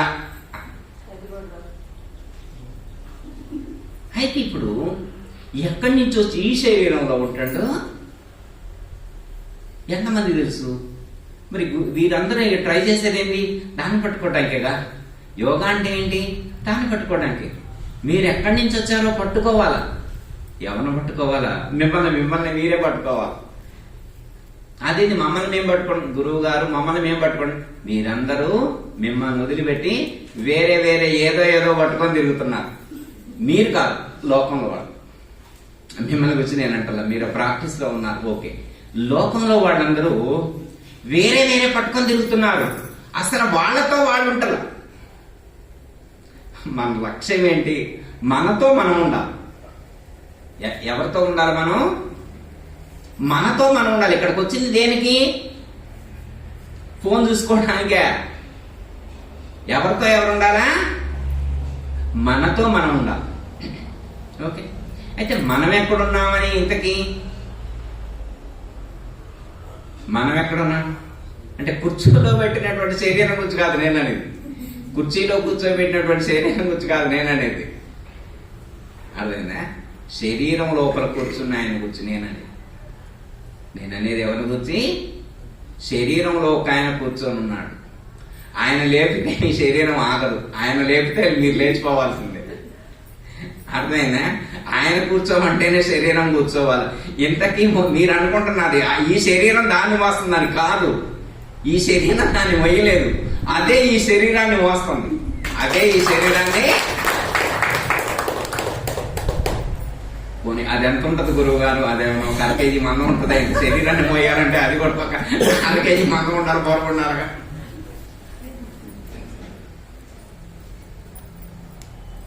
అది ఎంత ఉంటుంది అనే దానికి అంగుష్ట మాత్ర పురుషో అన్నారు. పురుష సూక్తం ఏమని చెప్పారు? అంగుష్ట మాత్ర పురుషో అన్నారు. అంగుష్టం ప్రమాణంలో ఉంటుంది ఇందులో లింగ శరీరము అని చెప్పి పురుష సూక్తంలో చెప్పారు. మీరు కూడా వినుండొచ్చు. ఇంకా మంత్రపుష్పంలో అయితే ఏమని చెప్తారంటే నీల త్వయిత మధ్యస్థం విద్యు లేకేన భాస్వర నీవార్ శూకవత్తం నీ పీత భాస్కర్యోపమ అని చెప్పారు. ఎందుకో తెలుసా? మనం అందరం దేవాలయానికి వెళ్ళి దేవుడు అడ్రస్ చెప్పాలని అడుగుతూ పంతులు గారు ఏమని చెబుతారంటే దేవుడు ఇక్కడ కాదు నాయన, నీలోనే ఉన్నాడు. దేవుడు నీలోనే ఉన్నాడు. విగ్రహంలో ఉండే చైతన్యం కొంతమంది గుర్తించగలుగుతారు, కొంతమంది గుర్తించలేరు. విగ్రహమే దేవుడు అనుకుంటున్నారు. అది కాదు నాయన, నీ లోపలే నిజమైనటువంటి దైవం ఉన్నాడు. అది వెతుకు. నీవు దైవం కంటే భిన్నంగా లేవు. తాను దైవమై ఉండి దైవము వెతుకురా విశ్వదాభిరామ వినురవేమ. నీవే దైవమై ఉంటే దైవాన్ని ఇంకెక్కడ ఎదుగుతావెందుకు? తనలోన వెలుపల ఘన దైవం ఉండగా కుంభాలు పోతురు గుళ్ళ ముందు అని చెప్పారు. నీలోనే దైవం ఉంటే ఆ ఘనమైనటువంటి స్వరూపాన్ని గుర్తించలేక అక్కడక్కడ ఎందుకు తిరుగుతారు నాయన అని చెప్పారు. నీవాన శుకవత్తన్వి పీతాభాస్పత్తి ఎనుపమ అని చెప్పారు. వరిగింజ యొక్క మొన ఎంత సూక్ష్మమైనటువంటి ప్రమాణంలో ఉంటుందో అంత సూక్ష్మమైనటువంటి ప్రమాణంలో మన శరీరంలో అది ప్రకటితం అవుతుంది. ఎలా ఉంది? అంతర్దేహే మీ దేహమునకు లోపల జ్యోతిర్మయోహి జ్యోతి వలె ఉంది. జ్యోతి వలె ప్రకాశిస్తూ వెలుగుతుంది. పశ్యంతి మీరు చూడొచ్చు. అందరం చూడొచ్చు. ఎవరిని? ఆ చైతన్యాన్ని. ఎప్పుడు? పశ్యంతి యతయ క్షీణదోష. యతయ క్షీణ దోషగుణాలన్నీ క్షీణించినప్పుడు చూడొచ్చు. దోషగుణాలన్నీ క్షీణించినప్పుడు, ఇందాక మనం చెప్పుకున్నటువంటి పంచకోశ శుద్ధి అంటే అది. పంచకోశ శుద్ధి జరిగినటువంటి వాళ్ళకు ఆ యొక్క జ్యోతి కర్తరామ అనుభూతికి అందుతుంది. ఓకే, ఇప్పుడు భగవద్గీతలో పరమాత్మ క్షేత్రజ్ఞ విభాగ యోగం అంటే దేహమును దేహిని వేరు చేసి చూడగలగాల యోగి. ఎలా చూస్తారు? దేహమును దేహిని ఎలా చూస్తారు అంటే జ్ఞానము ద్వారా. ఎలా చూస్తారు? జ్ఞానము ద్వారా మాత్రమే మీరు చూడగలుగుతారు తప్ప ఇంకొక మార్గం లేదు. ఎందుకు అంటే కంటికి కనిపించేటువంటిది భౌతికమైనటువంటిది కాదు. అది అలౌకికము, అభౌతికము, అత్యంత సూక్ష్మమైనటువంటిది. దాన్ని గురించి మనం తెలుసుకోవాలి. భగవద్గీతలో శ్రీకృష్ణ పరమాత్మ యోగికి చెప్పినటువంటి లక్షణం ఇది. తన్ని తాను ఎరగాలి అన్నాడు. తనను తాను ఎరగాలి. ఇది అర్థమైంది అనుకుంటా మీకు. తనను తాను మిమ్మల్ని గురించి మీరు తెలుసుకోండి అన్నాడు. మిమ్మల్ని గురించి మీరు తెలుసుకోండి అన్నాడు. ప్రొద్దుడే అద్దం ముందు లేసి నిల్చొని ముఖానికి ఎన్ని మచ్చలోనే ఎన్ని రాసుకుంటాడు అనమాట. నా గురించి నన్ను తెలుసుకోమన్నారని. అదే చెప్పింది భగవద్గీతలో చెప్పింది. అద్దం ముందు నిల్చొని చూసుకునేటువంటిదే కాదు. భగవద్గీతలో చెప్పినటువంటి దర్పణం వేరు. అది మనోదర్పణం, జ్ఞానదర్పణం. జ్ఞానదర్పణం ద్వారా లోపల ఉన్నటువంటి నిన్ను నీవు వెతికి పట్టుకో. ఇది మనం చేయాల్సినటువంటి లక్ష్యం. ఇప్పుడు ఇంతకీ మనల్ని మనం వెతికి పట్టుకుంటే ఏంటి లాభం? అది కూడా తెలియాలిగా. ఏంటండి లాభం? ఇప్పుడు మీరు లోపలికి వెళ్ళారు, ప్రయాణమై లోపలికి వెళ్ళారు, ఏం పట్టుకొని వెళ్ళారు? ఇందాకేదో చెప్పారు, లోపలికి వెళ్ళడానికి ఏదో పత్రిజీ గారు చెప్పారని చెప్పాక ఏం చెప్పారు? శ్వాస, ప్రాణాన్ని పట్టుకొని లోపలికి వెళ్ళాలి. ఎందుకంటే ప్రాణానికి ఉన్నటువంటి ఒక గొప్పతనం గుర్తించగలగాలి. అది లోపల నుంచి బయటికి, బయట నుంచి లోపలికి తిరుగుతుంది. రోజుకి 21,600 సార్లు తిరుగుతుంది. మనం గమనించట్లేదు. గమనించే అది మన కౌంట్ లో వస్తుంది. గమనించకపోతే కొలాప్స్ అయిపోయింది. ఆ శ్వాస కొలాప్స్ అయిపోయింది, వేస్ట్ అయిపోయింది. శ్వాసలు వేస్ట్ కాకుండా చూసుకోవాలి. శ్వాసతో మనం లోపలికి. శ్వాస ఎక్కడికి తీసుకెళ్తుందో తెలుసా? లోపల మనం ఎక్కడున్నామో అక్కడికి తీసుకెళ్తుంది. అది గొప్పగా. లోపల మీరు ఎక్కడున్నారో అక్కడికి చేర్చుతుంది శ్వాస. మీరేం చేయక్కల, దాన్ని పట్టుకొని పోతే చాలు, దాని వెంట పోతే చాలు, దాన్ని గమనిస్తే చాలు. అది ఎక్కడికి వెళ్తుంది? మీరు లోపల ఎక్కడ ఉన్నారో అక్కడికి వెళ్తుంది. అక్కడి నుంచి అక్కడికి వెళ్ళి ఒకసారి బయటకు వస్తాయి. నేను లోపలికి ఎవరన్నా రావాలంటే నాతో పాటు రండి అని అది వెళ్తుంది రోజు శ్వాస. లోపలికి ఎవరన్నా రావాలనుకుంటే నాతో పాటు రండి, నేను తీసుకెళ్తా. రోజుకి 21,600 సార్లు వెళ్ళే ఛాన్స్ మీకుంది అని చెప్పి అది రోజుకి లోపలికి వెళ్తా ఉంది, బయటకు వస్తా ఉంది, లోపలికి వెళ్తా ఉంది, బయటకు వస్తా ఉంది. మరి ఎంతమంది వెళ్ళారు అక్కడ లోపలికి? సుభాష్ పత్రి గారు వెళ్ళారు కాబట్టి మీరందరూ కూడా వెళ్ళండి అని చెప్పి మనకి చెప్పారు. అదేనా భగవద్గీతలో శ్రీకృష్ణ పరమాత్మ చెప్పింది కూడా. అయితే మన శరీరంలో మీకు తెలిసే ఉంటుంది, అయినా మరొకసారి గుర్తు చేస్తా. ఎలా వెళ్తారో అనేది ఒక ఎగ్జాంపుల్ చెప్తారు. అంటే సుషుమ్నా నాడి అనేటువంటిది అత్యంత ప్రధానమైనటువంటి. ఇవన్నీ కూడా ఎలా అంటే సుషుమ్నా నాడి మన శరీరంలో ఉంటుంది. మీకు తెలిసే ఉంటుంది, అయినా గుర్తు చేస్తా. తెలిసిందే మళ్ళా చెప్తున్నారని మీరు అనుకోవద్దు. గుర్తు చేస్తే గుర్తుంచుకోండి. పర్లేదు మాకు తెలిసిందే గుర్తు చేస్తారనుకోండి. మనకు దీన్ని ఒక బండిగా పోల్చి చెప్పినప్పుడు ఒక మహాత్ముడు ఇలా వర్ణిస్తారు. మీరు కూడా వినే ఉంటారు, మళ్ళొకసారి గుర్తు. 6 చక్రములు కలిగిన బండి 6 దొరలున్నారండి. 6 చక్రములు కలిగిన బండి 6 దొరలున్నారండి. 7వ స్టేషను ఎక్కి చూచితే ఎరుకనే దొరగారున్నారండి. మనవ బండి మహిమ చూడండి. సుజ్ఞానులారా నరబండి నడక చూడండి. ప్రాణ ఆత్మకుడు డ్రైవారండి. పదిలముగా నడిపించే బండి. ఎంత అద్భుతంగా చెప్పారు. ఈ బండిని ఎన్ని చక్రాల బండి అన్నారు? 6 చక్రాల బండి.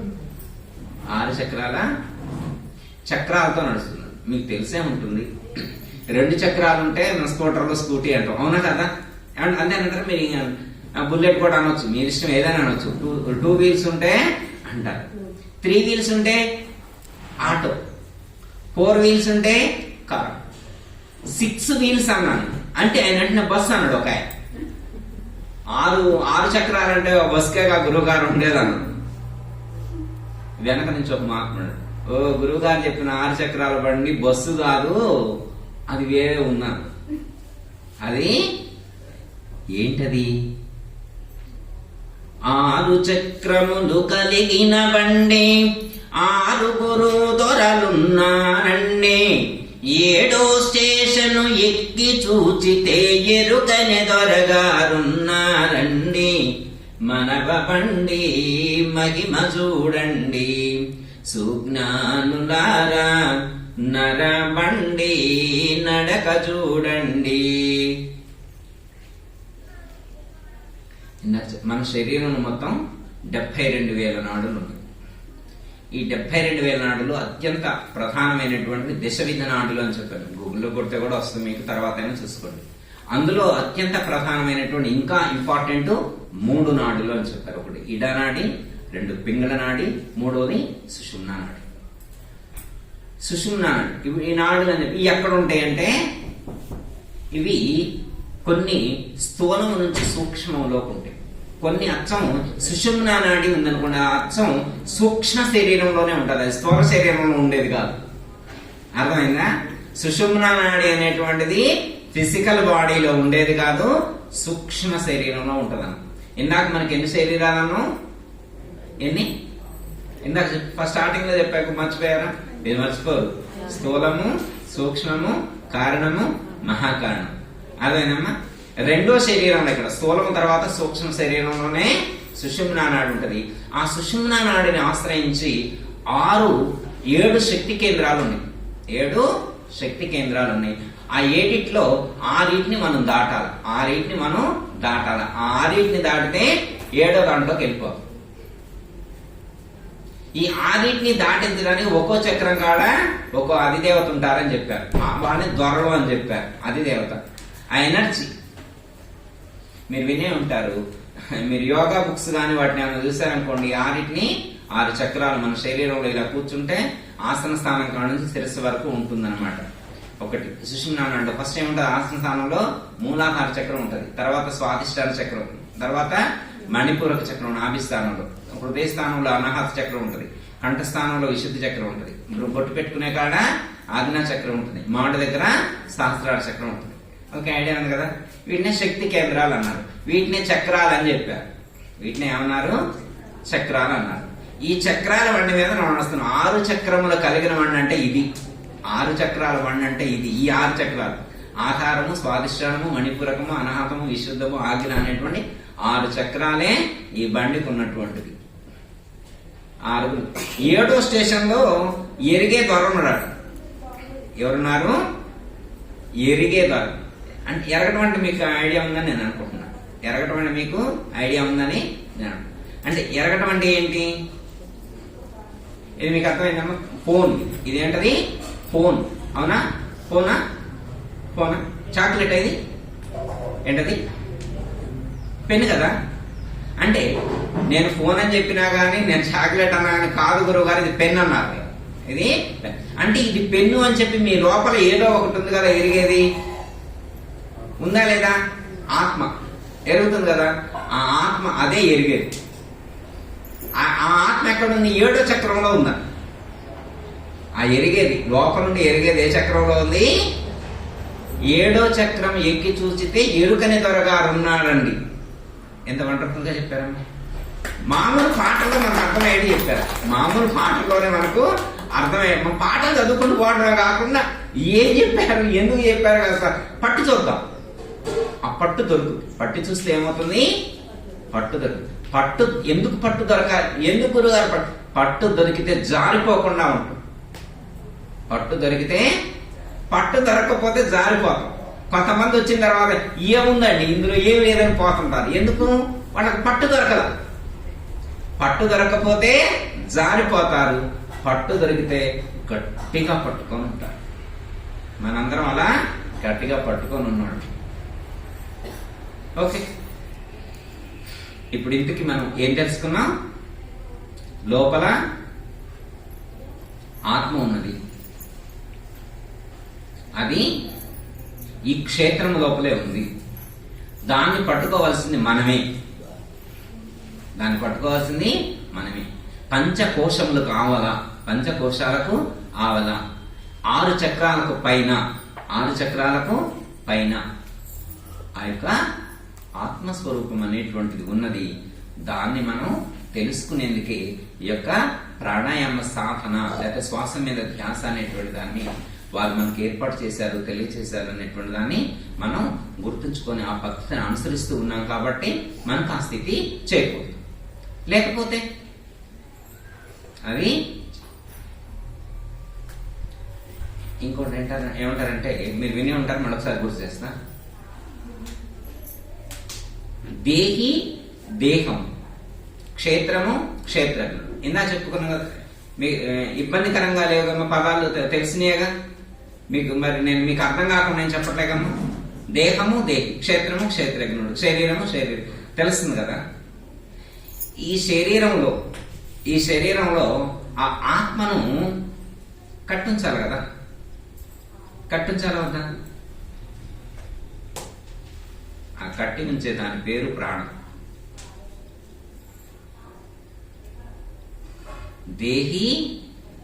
దేహిని దేహంలో నుంచి కదలకుండా కట్టి ఉంచే దాని పేరు ప్రాణం. అది ఇక్కడెక్కడే తిరుగుతుంది.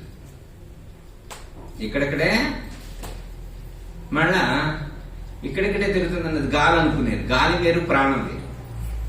మళ్ళీ చాలా మంది తెలియక గాలి ప్రాణం ఒకటే అనుకుంటారు. గాలి పోవటం వేరు, ప్రాణం పోవటం వేరు. గాలి పోతే ఆక్సిజన్ పెడితే బ్రతకాలి. ఒక ఆయన గాలి పోయింది, ఎటు చూసారు గాలి పోయింది. గాలి పోయింది అని చెప్పి హాస్పిటల్ వేసకపోతే గాలి పెట్టారు. ఒక ఆయన అయితే ఆక్సిజన్ పెట్టిండు, ఒక ఆయన కారు పెట్టే గాలి పెట్టిండు అనుకోరాదండి. తెలియదుగా గాలి పెట్టే గాలి పోయిందిగా గాలి పెట్టే బ్రతుకుదురని పెట్టిండు. బ్రతుకుదురా? పోయింది ఏంటి? గాలి పోయింది, ప్రాణమా అంటే అదేంటి? ప్రాణం అంటే ఏంటి? అది ఎట్లుంటది? గాలి ప్రాణం ఒకటే అనుకుంటున్నాం మనం. గాలి వేరు, ప్రాణం వేరు. మీరు వినే ఉంటారు. మన శరీరంలో ఎన్ని ఉంటాయి ప్రాణాలు? ఉన్నాయి. ఒకటే ఉందా? ఇంకా ఎక్కువ ఉన్నాయా? మల్టిపుల్లా? గురుగారు చెప్పారు, శర్త గారు చెప్పారు. ఎన్ని ఉన్నాయి అన్నారు? 5 ప్రాణాలు. ఇంకొకరు గారు ఇంకో 5, 10 చెప్పారు. ఛాన్స్ ఎవరిష్టం వచ్చింది వాళ్ళు చెప్పచ్చు, తప్పే ఉందమ్మా. ఎన్నే చెప్పచ్చు కదా. సమానము, వ్యానము, ఉదానము, ప్రాణము, అపానము, ఇవి 5. ఇంకో 5 వేసుకుంటే అంటే నాగ, కూర్మ, కృకుర, దేవదత్త, ధనుంజయ, ఈ యొక్క 5 వాటిని ఉప ప్రాణాలు అన్నారు. ఇవి పంచ ప్రాణాలు, అవి ఉప ప్రాణాలు, మొత్తం 10 ప్రాణాలు ఎందులో ఉన్నాయి. యోగ గురువు గారు ఎవరి మాకేం తెలుసు, మీరు చదువుతున్నారు పేర్లు ఉన్నాయన్నారు, ఉన్నాయన్నప్పుడు ఉన్నాయన్నపోతే మళ్ళీ ఏమంటే ఏ చిక్కు ఎందుకు అవి ఊపితే తలకాయ ఊదే సరే అనుకున్నాం.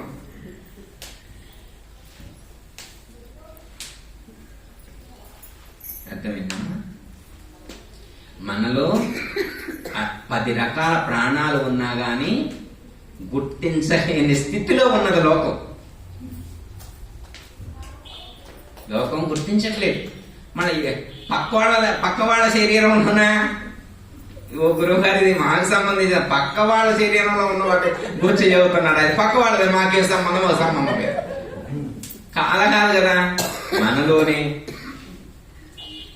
మీరు భగవద్గీతలో 15వ అధ్యాయంలో ఒక మాట చెప్తారమ్మా, మీకు గుర్తు చేస్తారనమాట. అంటే ఎందుకు దీన్ని ఉదహరించారు అనే దాన్ని గుర్తు చేస్తారనమాట. వీటి రెండింటి పనితీరు. అహం వైశ్వానరో భూత్వా ప్రాణీనాం దేహమాశ్రిత ప్రాణాపాన సమాయుక్త పచామ్యన్నం చతుర్విధం. 15వ అధ్యాయం. బోధన చేసేప్పుడు కూడా చాలా మంది చదువుకుంటారు ఈ శ్లోకాన్ని. కొంతమంది బ్రహ్మార్పణం, బ్రహ్మహవి, బ్రహ్మగ్నం, బ్రహ్మణాహుతం, బ్రహ్మైవతేన గంతవ్యం, బ్రహ్మకర్మ సమాధి, ఇది చదివే వాళ్ళు కొంతమంది ఉంటారు. కొంతమంది అయితే ఇది చదువుతారు. అహం వైశ్వానరో భూత్వా ప్రాణీనాం దేహమాశ్రిత ప్రాణ అపాన సంయుక్త పచామ్యన్నం చతుర్విధం. మనం ఎన్ని రకాలు తింటున్నామని చెప్పారు? 4 రకాలు తింటున్నామని చెప్పారు. మరి మీరెన్ని తింటున్నారో నాకు తెలియదు. అదైనా పచామ్యన్నం చతుర్విధం అంటే భక్ష, భోజ్య, లేఖ్య, శోచ్య అని చెప్పి మనకి మహాత్ములు చెప్తారు. 4 రకాలంటే కొరికి తినేయి, నమిలి తినేయి, మింగేయి, తాగేయి, ఇట్లా అనమాట. 4 రకాలంటే కేటగిరీస్ చెప్పారు అనమాట. ఈ 4 రకాల ఆహారాలు ఎవరు తినేది? తినేది ఎవరు? మీరు కాదా? మీరే, మనమే తినేది. తినేది ఎవరు? మరి మనం తింటే మరి గ్రైండింగ్ మనం చేస్తున్నామా? ఇది మనం గుర్తించాలి. సపోజ్ ఉదాహరణకు మీరు మీ ఇంట్లో గ్రైండర్ ఉందనుకోండి, ఇడ్లీ పప్పు గ్రైండర్ లో పోసారు, మీరు ఫంక్షన్కి వెళ్ళొచ్చారు, పిండి రెడీ అయిందిగా. అంటే గ్రైండర్ లో పప్పు వేసి ఫంక్షన్కి వెళ్ళి వస్తే పిండి రెడీ కాదా, ఇడ్లీ వేసుకోలేదు కదా. ఎందుకు అంటే రుబ్బేవాళ్ళు అక్కడ ఉండాలి. రుబ్బేవాళ్ళు అక్కడ ఉండాలి. అవసరం లేదా మీకు? అలాంటివి ఉన్నాయా మీకు? వాటంతా అవి రుబ్బుకొని వాటంతే అంటే అవి పిండి తయారు చేసి దోశలు, ఇడ్లీలు ఇచ్చే టెక్నాలజీ ఇంకా రాలేదు కదా. అలాగే ఈ శరీరం అనేటువంటి గ్రైండర్ లో మీరు డిన్నర్కి వెళ్ళినప్పుడు బజ్జీలు, లడ్డూలు, స్వీట్లు, హాట్లు మొత్తం ఫుల్ లోడ్ చేశారు.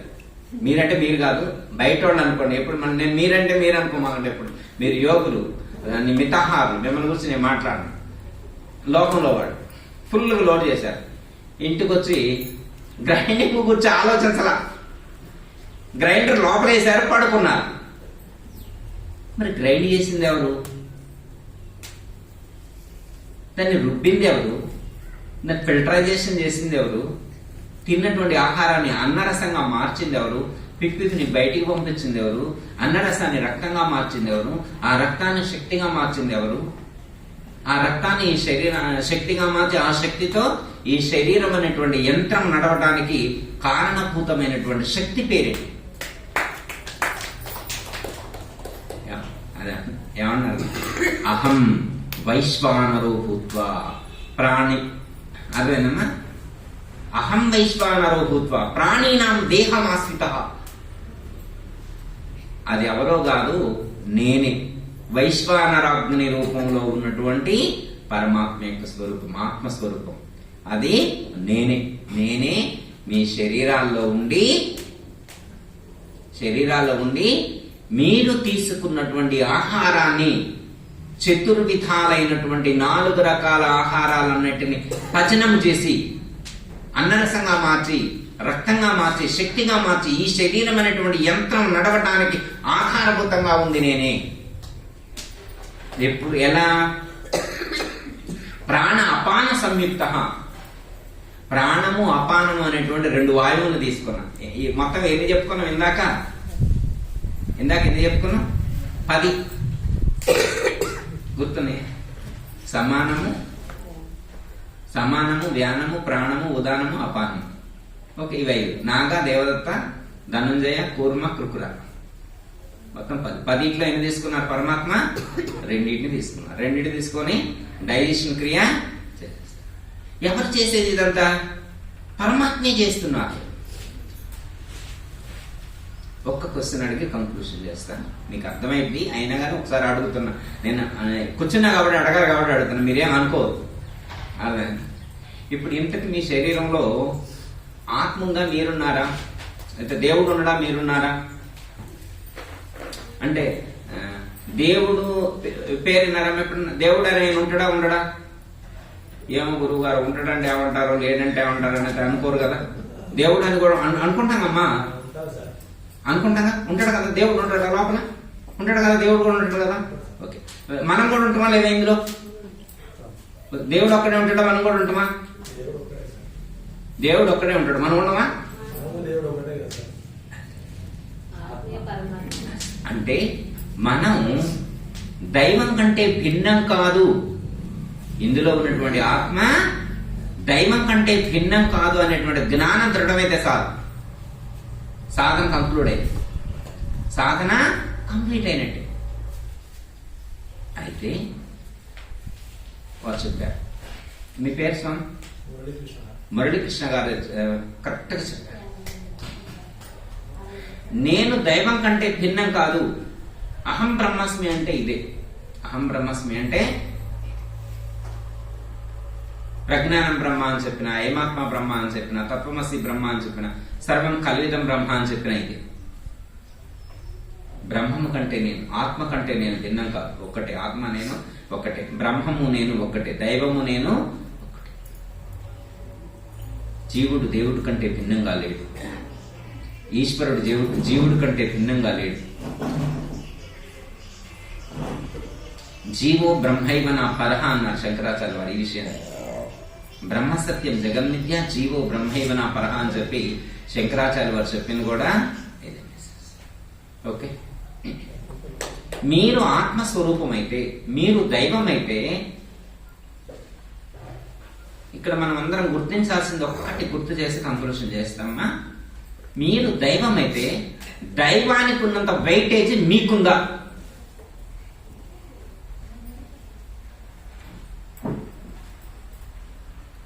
తిరుపతి వెంకటేశ్వర స్వామిని దేవుడు అంటే ఒప్పుకుంటారా? ఒప్పుతారా? లోకం ఒప్పుకుంటారా? కాశీ విశ్వేశ్వరుణ్ణి దేవుడు అంటే ఒప్పుకుంటారా? ఒప్పుకోరా? భద్రాచలం శ్రీరామచంద్రమూర్తిని దేవుడు అంటే ఒప్పుకుంటారా? ఒప్పుకోరా? ఒప్పుకుంటారా లేదా? మరి శరత్ గారిని దేవుడు అంటే ఒప్పుకుంటారా? ఒప్పుకోరా? రాఘవ గారిని దేవుడు అంటే ఒప్పుకుంటారా? ఒప్పుకోరా? మరి మురళీకృష్ణ గారిని దేవుడు అంటే ఒప్పుకుంటారా? ఒప్పుకోరా? ఎంతమంది ఒప్పుకుంటారు?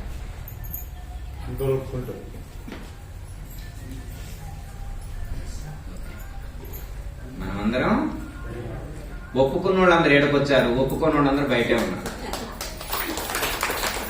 ఒప్పుకునే వాళ్ళందరూ ఇక్కడికి వచ్చారు, ఒప్పుకోని వాళ్ళందరూ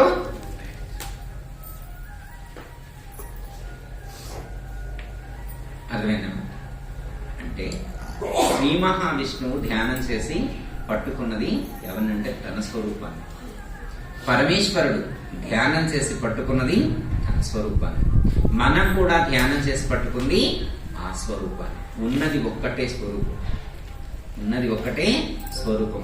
ఆ స్వరూపాన్ని నేను దర్శించాను, ఆ స్వరూపాన్ని నేను అనుభూతి చెందాను. ఆ స్వరూపం కంటే భిన్నంగా మరొకటి లేదు. ఆత్మనోరణ్య నకించి, బ్రహ్మనోరణ్య నకించి.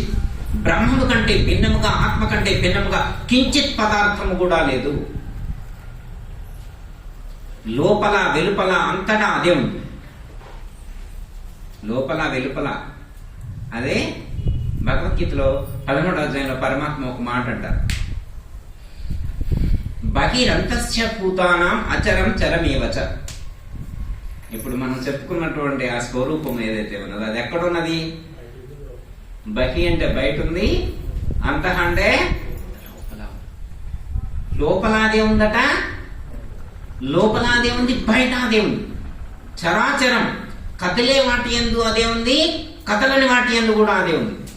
బహి అంతః బహిరంతస్య భూతానాం సమస్త ప్రాణుల నుండి యందు జడ పదార్థాల యందు కూడా అచరం చరమేవచ కదిలే వాటి యందు కదలని వాటి యందు అంతటా ఆ స్వరూపమే నిండి నిబిడీకృతమైంది.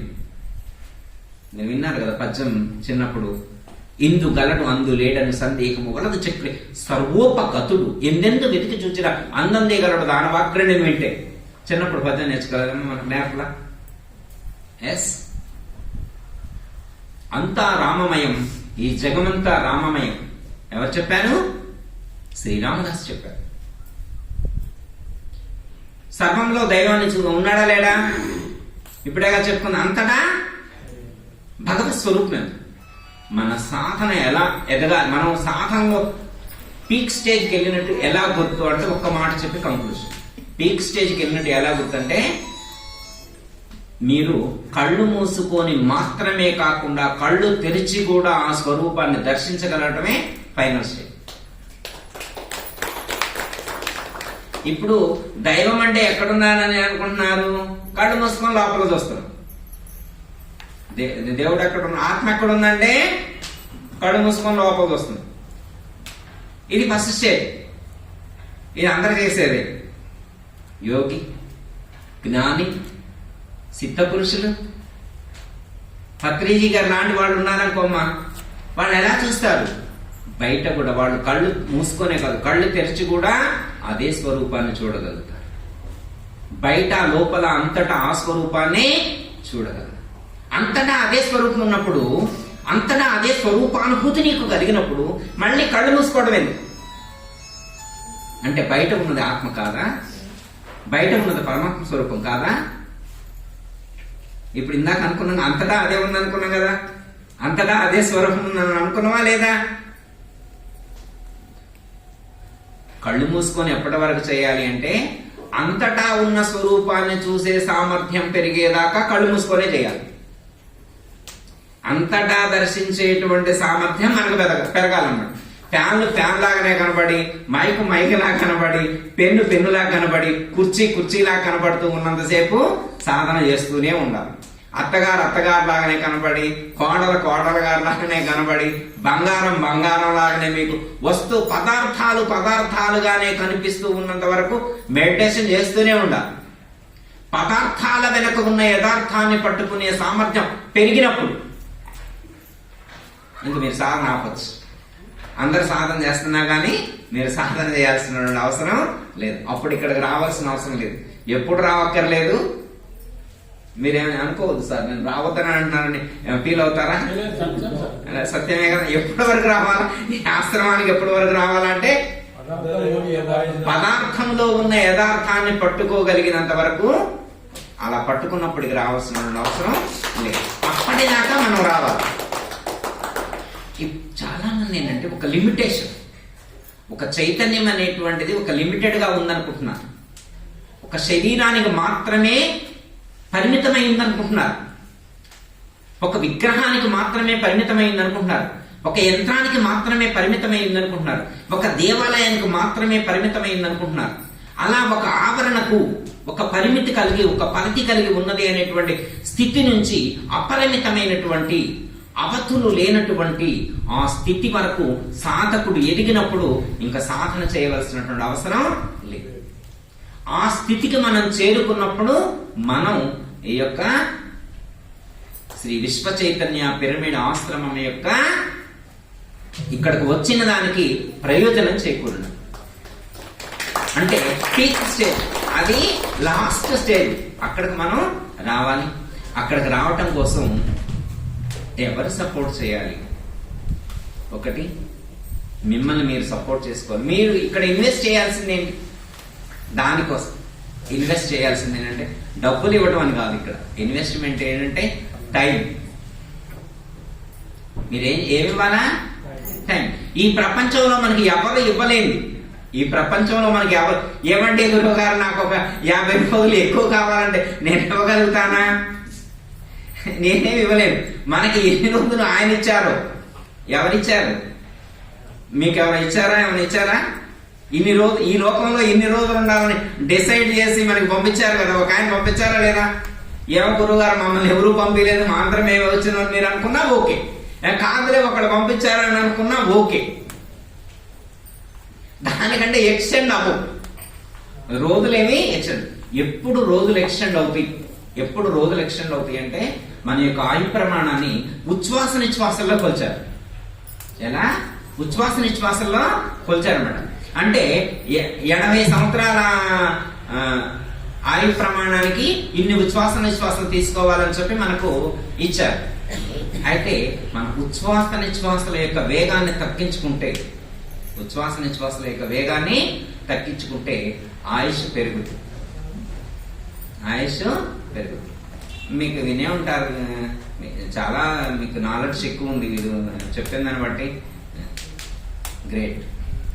ఎందుకంటే కుక్కలో నేను ఉచ్ఛ్వాస నిశ్వాసాల వేగం ఎక్కువ ఉంటుంది కాబట్టి తక్కువ కాలం బతుకుతుంది. ఏనుగు కానీ తాబేలు కానీ వాటి ఉచ్ఛ్వాస నిశ్వాస ఎక్కువ వేగం తక్కువగా ఉంటుంది కాబట్టి అవి ఎక్కువ కాలం. ఉచ్ఛ్వాస నిశ్వాస యొక్క వేగాన్ని తగ్గించుకోవటమే ధ్యానం యొక్క లక్ష్యం. ఎందుకు ఉచ్ఛ్వాస నిశ్వాస యొక్క వేగాన్ని తగ్గించుకోవాలి అంటే మనకు ప్రాణానికి మనస్సుకు దగ్గర సంబంధం ఉంది. దేనికి? ప్రాణానికి మనస్సుకు దగ్గర సంబంధం. ప్రాణాన్ని ఆపితే మనసు ఆగుద్ది, మనసును ఆపితే ప్రాణం ఆగుద్ది. మీరు మనసుని కంట్రోల్ చేశారనుకోండి, ప్రాణం ఆటోమేటిక్ గా. ప్రాణాన్ని కంట్రోల్ చేశారనుకోండి, మనసు.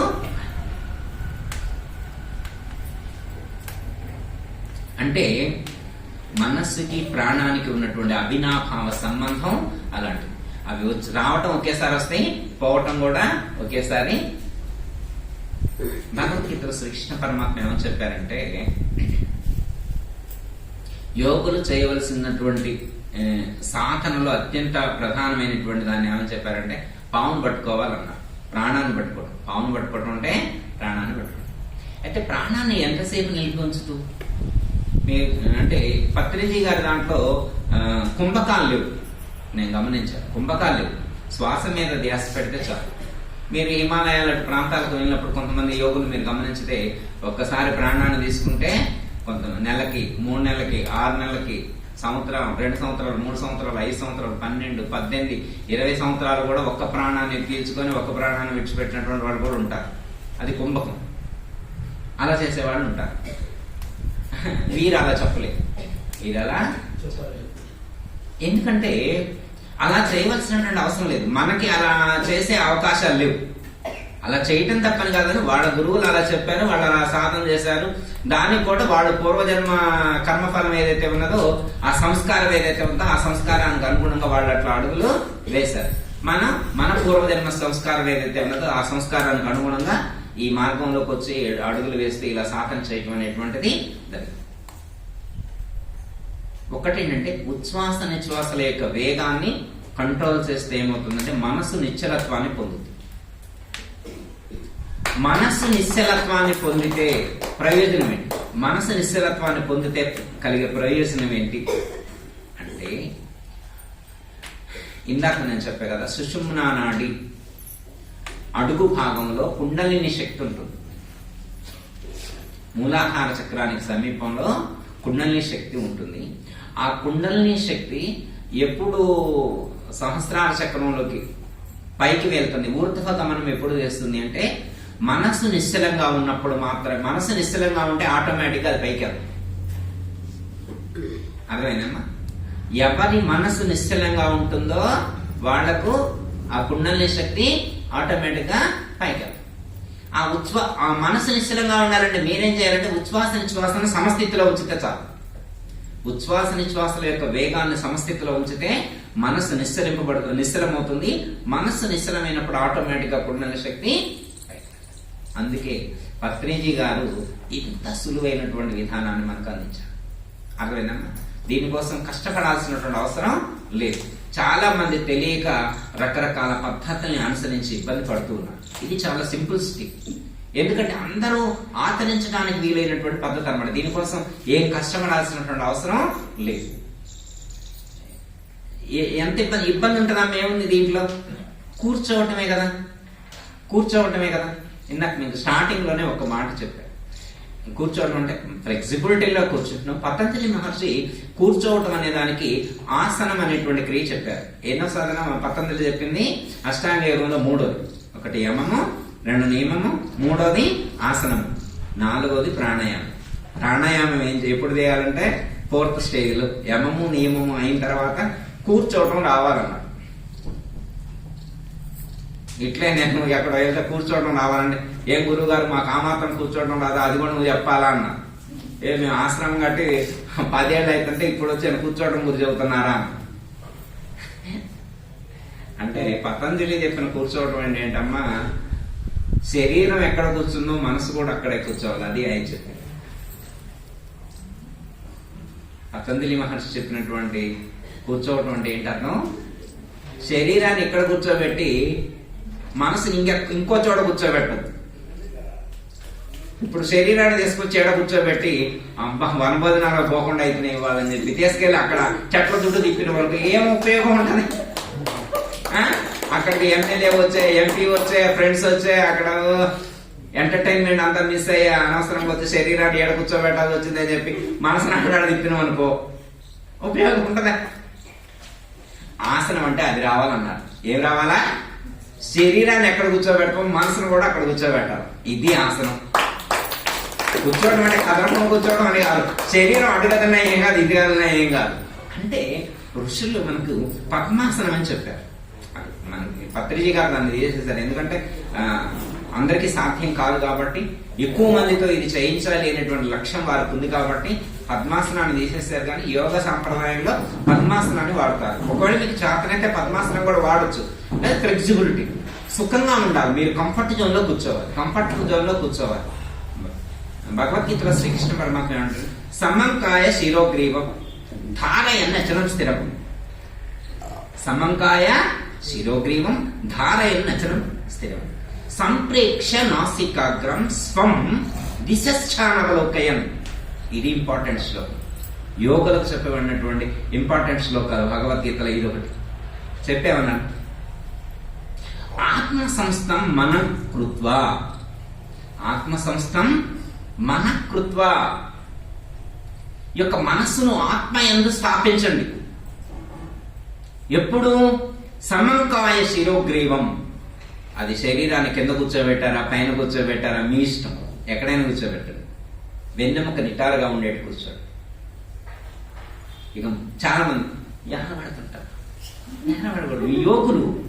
యోగులు యానబడకూడదు. యోగులు వెన్నెముక నిటారుగా నిల్చోబెట్టి కూర్చోవాలి.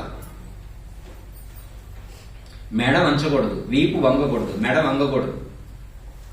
కాలు మీద కాలు వేసుకొని కూర్చోండి. ఎప్పుడైనా ఎడం కాలు మీద కుడి కాలు వేసుకోండి, ఎడం చెయ్యి మీద కుడి చెయ్యి పెట్టుకోండి. ఓకే, ఇలా చేసి సమంకాయ శిరోగ్రీవం ధారయన్నచలం స్థిరం. మనసును నిశ్చలంగా ఉంచండి, అటు ఇటు పోనీమాకండి. సంప్రేక్ష నాసికాగ్రం. ఇది ఇంపార్టెంట్. భగవద్గీతలో పరమాత్మ చెప్పారు. పత్రిజీ గారు కూడా అదే చెప్పారు. నీ యొక్క నాసిక యొక్క కొనయందు, నాసిక అంటే ఏంటమ్మా? ముక్కు కొనయందు దృష్టిని కేంద్రీకృతం చేసి ఉంచండి. దిశశ్చ నవలోకయం. నీ యొక్క మనసుని అటు ఇటు పోనీయకుండా శ్వాస మీదనే, ముక్కు కొనయందే లోపలికి వెళ్లే ప్రాణాన్ని, బయటకు వచ్చే ప్రాణాన్ని గమనిస్తూ ఉంటుంది చాలు అని చెప్పి భగవద్గీతలో శ్రీకృష్ణ పరమాత్మ కూడా 6వ అధ్యాయంలో సూచించారు. ఇదే చెప్పింది భగవద్గీతలో చెప్పిన దాన్నే పత్రిజీ గారు చెప్పారు. ఒక సిద్ధాంతం చేసి చెప్పారు. ఆత్మ సంస్థం మహాకృత్వ నకించిదపి చింతయేత్. ఆత్మ సంస్థం మనఃకృత్వ నకించిదపి చింతయేత్ అపి చింతయేత్ నకించిత్. నీ మనసును ఆత్మయందు స్థాపించి కించిత్ కూడా బయటికి పోకుండా చూడండి. కించిత్ కూడా ఎమ్మటే వస్తా గురువు గారు, ఎమ్మటే వస్తా. మా పిన్ని షాపింగ్ మాల్కి వెళ్ళింది నెక్లెస్ కొనడానికి, ఎమ్మటే వస్తా, ఇప్పుడే వస్తా. లేదు, అట్లా కుదరదన్నారు. ఇక్కడ కించిత్ కూడా బయటికి వెళ్ళొద్దన్నారు. నా కించిత్ అపి చింతయ్యేది, చింతించొద్దు. అపి చింతయ్యేది నా కించిత్ కూడా బయటికి వెళ్ళకూడదు. ఆత్మ సంస్థాన కృత్వ, మనసును ఆత్మయందే స్థాపించి ఉంచాలి. ఇది లక్ష్యం. అర్థమైంది? మీ అందరికీ తెలుసు. కానీ పరమాత్మ మరి ఈరోజు ఇక్కడికి ఆహ్వానించి మరి కృష్ణకుమార్ గారు, రాఘవ గారు, శరత్ గారు మరి ఆహ్వానించారు. మీ అందరి యొక్క దర్శనం అయింది. మరి పరమాత్మ ఈ సందర్భంగా మరి 2 వాక్యాలు పలికించారు. మరి పలికినటువంటి వాటిల్లో మీకేమైనా ఉపయోగపడితే దైనందిన జీవన విధానంలో అనుసంధానం చేసి ఆచరించుకోండి. తెలిసినవి అయితే గుర్తు చేసుకోండి, తెలియనిది ఏమైనా ఉంటే ఆచరించేటువంటి ప్రయత్నం చేస్తారని చెప్పి కోరుకుంటూ, ఈ యొక్క ఆశ్రమం ప్రారంభమైన తర్వాత మరి మొట్టమొదటి ఉపన్యాసం ఇచ్చేటువంటి అవకాశం మరి ఆ పరమ గురువులు మనకి అందించినందుకు వారికి ధన్యవాదాలు చెప్తూ, ఈ అవకాశం ఇచ్చినటువంటి అలాగే మీకు అందరికీ కూడా నా యొక్క రైతులు అర్పిస్తూ జయ అటల్ సత్పురు శ్రీకృష్ణ పరమాత్మకు గీతా మాతాకు జయ అటల్ సత్పురు మహారాజుకు.